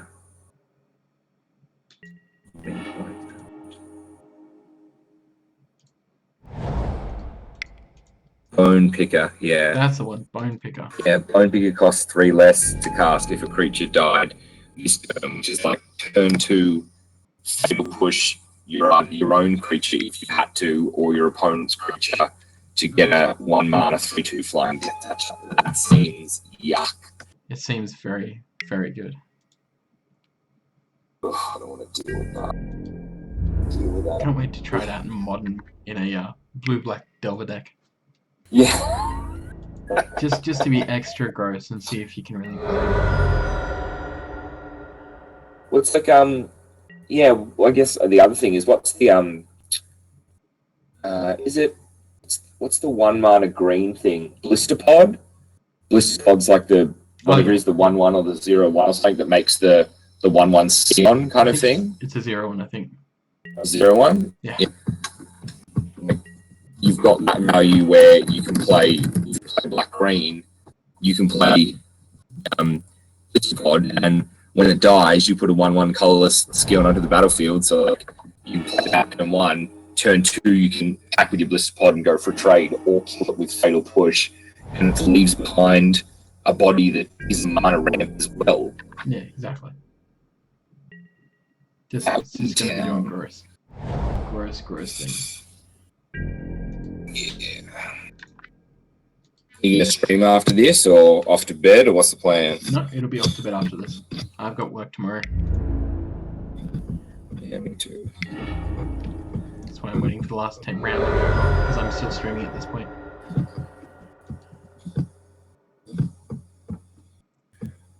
Cool. My opponent just wrecked me. I wonder if I want to switch over to green-black Hapatra again. To really confuse my opponent. Ooh, that's a good deck. It can be, but not always. Do you think we did alright tonight? Did we? I think we did fine. I think I still got people watching me. I don't know if I'm still being hosted by the AUSTREAM or whether somebody else is on. I assume somebody else will be on. But yeah, I think we did alright. I think people really enjoyed it. Hapatra, That's good. Cartouche, Cosminosaur, 2 Splendid Agonies, Manglehorn, 2 Sputtery Grasp. This is going to be fun. Play the Camel, 3 Soul Stingers, Decimator Beetle, Destined to Lead. That's how I won one of my league matches earlier. That was hilarious. Poor opponent did not know what was going on. It's like, yeah, illegal blocking, buddy. Yeah. That's so cruel. So good. Colossal. I think that looks pretty good.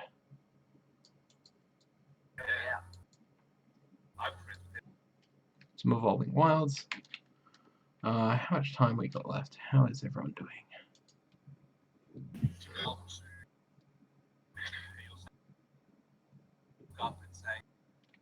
Might still be going.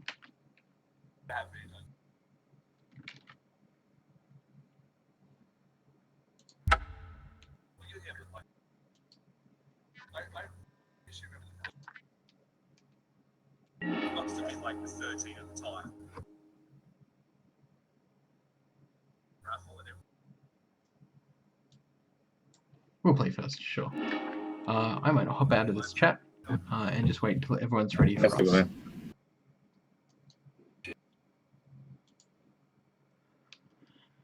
So what do we got here? Sputtery Grasp. We've got an Omery. We've got a Colossipede. So we have action starting on turn 3. That's not so bad. I guess we'll just keep it and see how we go.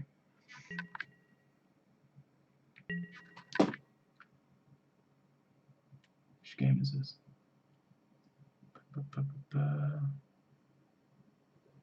Game 2, right? Yeah, we only just sideboarded. Let's go with the Forest.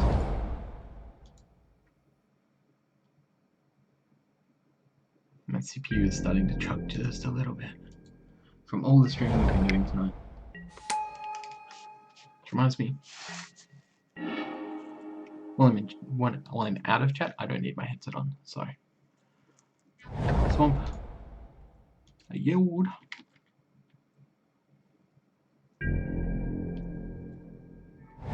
Still good at this point.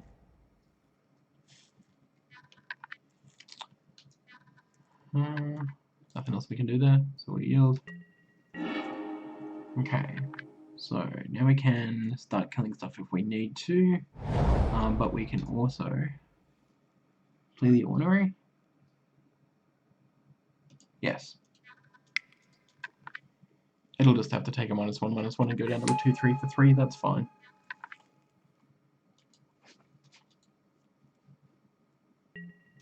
Considering we've got Spidery Gasp as well. We don't have any action at the moment on turn 4 that we need to worry about, so we could even potentially cycle that Sandworm if we wanted to. Because it's big and it's scary, but it doesn't have trample or anything. We can give it trample later, so that's probably a reason why not to get rid of it, especially when our opponent's not getting anything to play. So let's pop in Evolving Wilds. We'll go and grab a Forest. Gonna attack our opponent.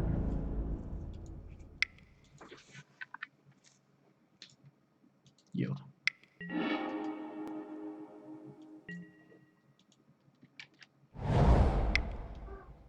Oh, MP numbers is here.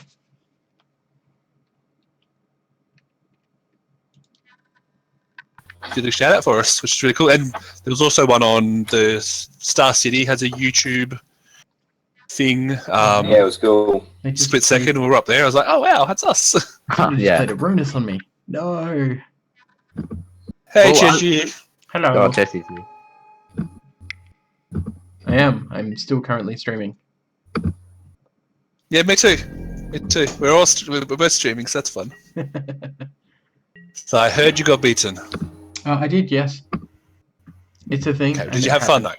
Of course I had fun. Cool. Well, I won. I'm officially 3-0 and the winner of this tournament. So when we get that check, that $10,000 check done up, obviously just send it to me. Who's paying me who's paying me $10,000? I don't know, one of your sponsors or promoters or something. Hang on, I never lost have you, sponsors. Sean. If anyone's getting prize money, like I technically never lost to you, so I challenged you for your $10,000. Well, look, as your PR guy. Okay, did we have fun? That's the important thing. Of course we did. Yeah, we did. It was a lot of fun. It was cool versing Maitland. It was nice watching him play. Yeah, but Maitland beating Maitland feels good. Yeah, Dead Orgy got the win on him, which was pretty awesome. Nice, yeah. I got the win on Dead Orgy, so I beat the guy that beat a Pro Tour player, so that's nice. It's next level. Yeah, but Next you level, top level. didn't yourself beat that Pro Tour player, so that's the thing. Yeah. Yeah, maybe you next. just got maybe lucky. next. That's the only reason you won. I think I played pretty well though. Oh, no. Come on, good You games. play well. No. You played reasonably well. First game, I fucked up pretty hard. I'm sorry, I messed up pretty hardly. Still won. I lost the first mouth, game, mate. didn't Nice mouth. I'm sorry. I'm sorry. I apologize to all the It's viewers of both fine. myself and Shishi. I do swear sometimes. Do swear sometimes. So what did you end up? A 1-2 record, was it, Chesh? Oh, you had the draw. You had the bye, Technically didn't you? speaking, 1-2, yes. But I had a Cool. very close game with Draftaholics, so only just. Yes, beat I it. watched a bit of that game. I watched a bit of those games, and I watched the end where it was pretty sad. Where I got completely screwed. Yeah. Yeah. The luck So how was your pool? My pool was kind of weak, to be honest. That's why I ended up playing blue-white/black-green. Yeah, I ouch. should We have say to go 4 blue, white, colours. black. Yeah. I felt like I was playing in the weakest colors, and I didn't really have a choice. So that kind of sucked. I don't know if I like red as in limited in this format. Like I got a lot of red cards, and they're not exciting. I don't know. Nah, Sean, red kills it. If I like pre-releases I played at, if you could pair up red with the right supplementary cover, it's nuts. Like I've played the like more or less like the red blue prowess deck with like the big serpents over the top. Both the one that's like can't attack unless there's 5 cards in your graveyard, and the one that costs 1 less for each card in your graveyard. And if you pull off like, if you can get some like magma sprays, even just some cheap stuff to fodder that into, I've seen that deck. And like if you can pull obviously Hazaret, that deck just flies out, and your top deck's just all value because you bring obviously like Hazaret online, but from like the 4 events that I went to, red was stupidly strong if you can pull off the right color combination with it. Okay, maybe I just haven't pulled the right cards for it. Like I got a couple. Like I got the Manticore and the Thresher.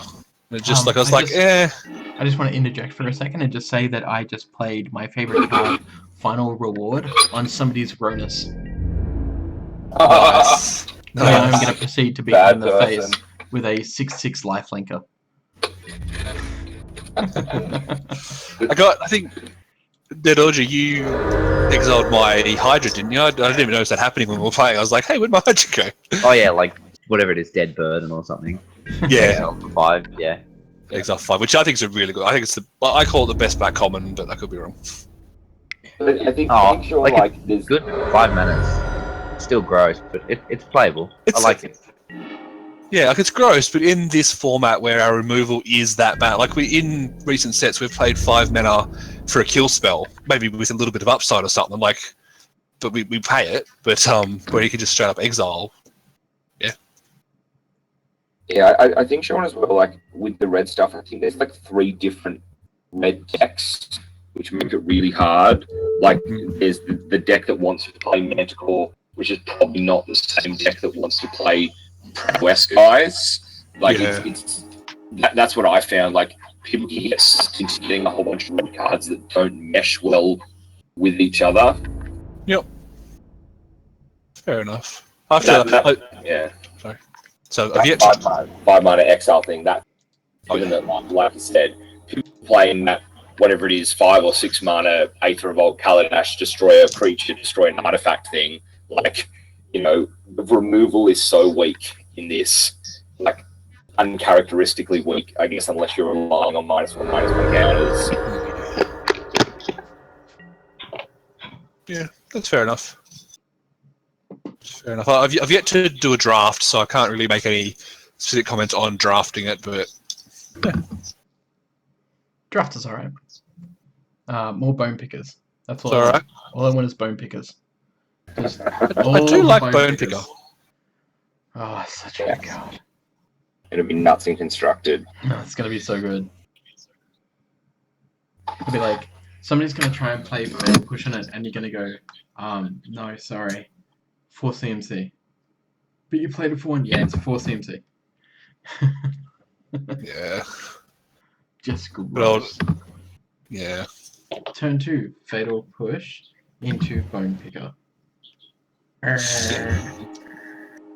it a creature? Oh, it's a creature died this. I thought it was a creature you control died this time. That's no, yeah, just a creature died. It's so stupid. You say stupid, I say amazing. I say stupid because I don't play that kind of decks that would make the value of that card, which means I'm going to have to come up and get that card. So therefore, it is stupid. Like, my land destruction's all about killing your shit before you... I don't need you to cheat out a card like that. Stop playing land destruction decks. Not okay. Yeah, seriously. It's not okay. You can do better than that. Right, well, since this stream isn't very exciting, I'm going to switch my host onto the Draftaholics guys, I think. If I do have any viewers in the channel, they can watch Draftaholics. There's like a minute left on that round. Oh, really? Maybe not then. Yeah. Draftaholics have 3 on the clock, but she's only got 1. Ah, okay. Well, I'll stay here. Anyone who's here, I don't think is even watching me. But if there is, you can hang out for a bit. We'll have a bit of a group chat afterwards and talk about where we're at. But everyone can congratulate me for 3-0ing, and we'll go to bed. No, I can't be bothered. Can't be bothered congratulating me. No. That's fair.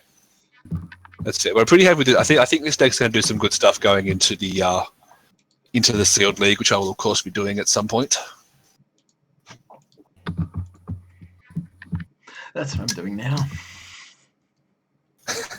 Well, I was going to wait till after the tournament, the tournament finished, but whatever. People are still talking, so as far as I'm aware, now's the time.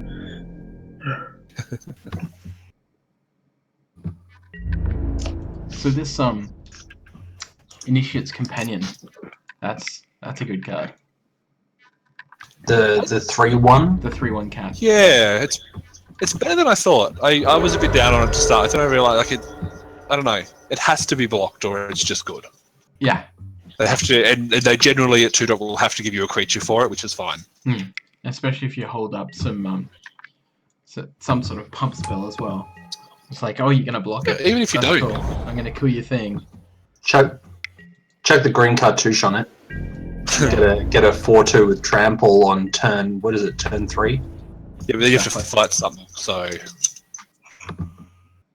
put the blue one on it. Make it 4/2 with flying.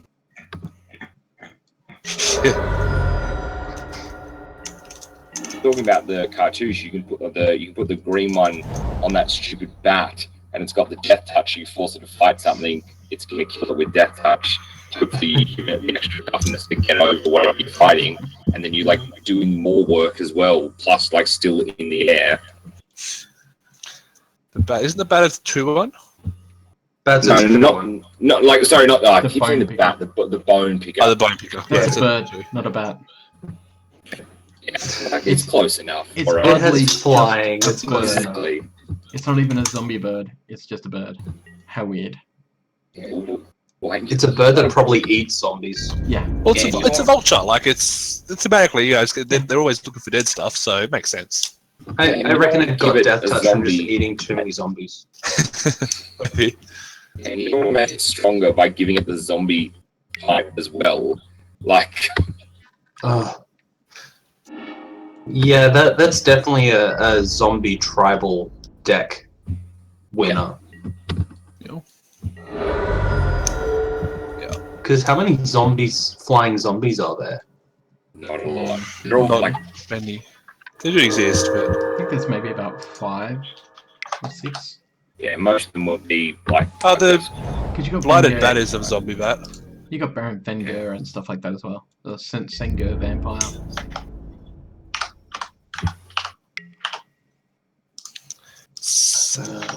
So if anyone's watching the AUSTREAM channel, Celastri has its 13 seconds and Yep. not quite lethal. I no, reckon she'd win it. I think If she hadn't lost those 5 minutes. Oh, because she disconnected, didn't she? Ouch. Yep, she lost 5 minutes because she got flooded or something. That sucks. Wah, wah. No, there you go. You got Blade Wing, that's a zombie dragon. You got Scourge of Neltop, that's a zombie dragon.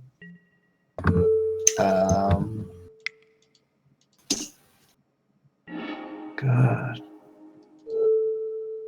Girl's Masterpiece. Yeah, there are actually a reasonable number of flying zombies out there. Mm-hmm. Cool. Enough that you could do a blue-black flying zombie deck. Ew. Some of these are just gross. Yeah, my opponent just played that Gideon again. Oh, Ouch. bloody Gideon. Ah, there we go. We're out. That is time. All right, let's see. So we got they went on time. Oh well. All right. Well, let's. I think that's everyone done. If we want to just jump in, have a bit of more of a chat before we sign off, and go from there. That's what I'm thinking. Cool. All right. Let's. Want me to switch over to you? Yeah. So,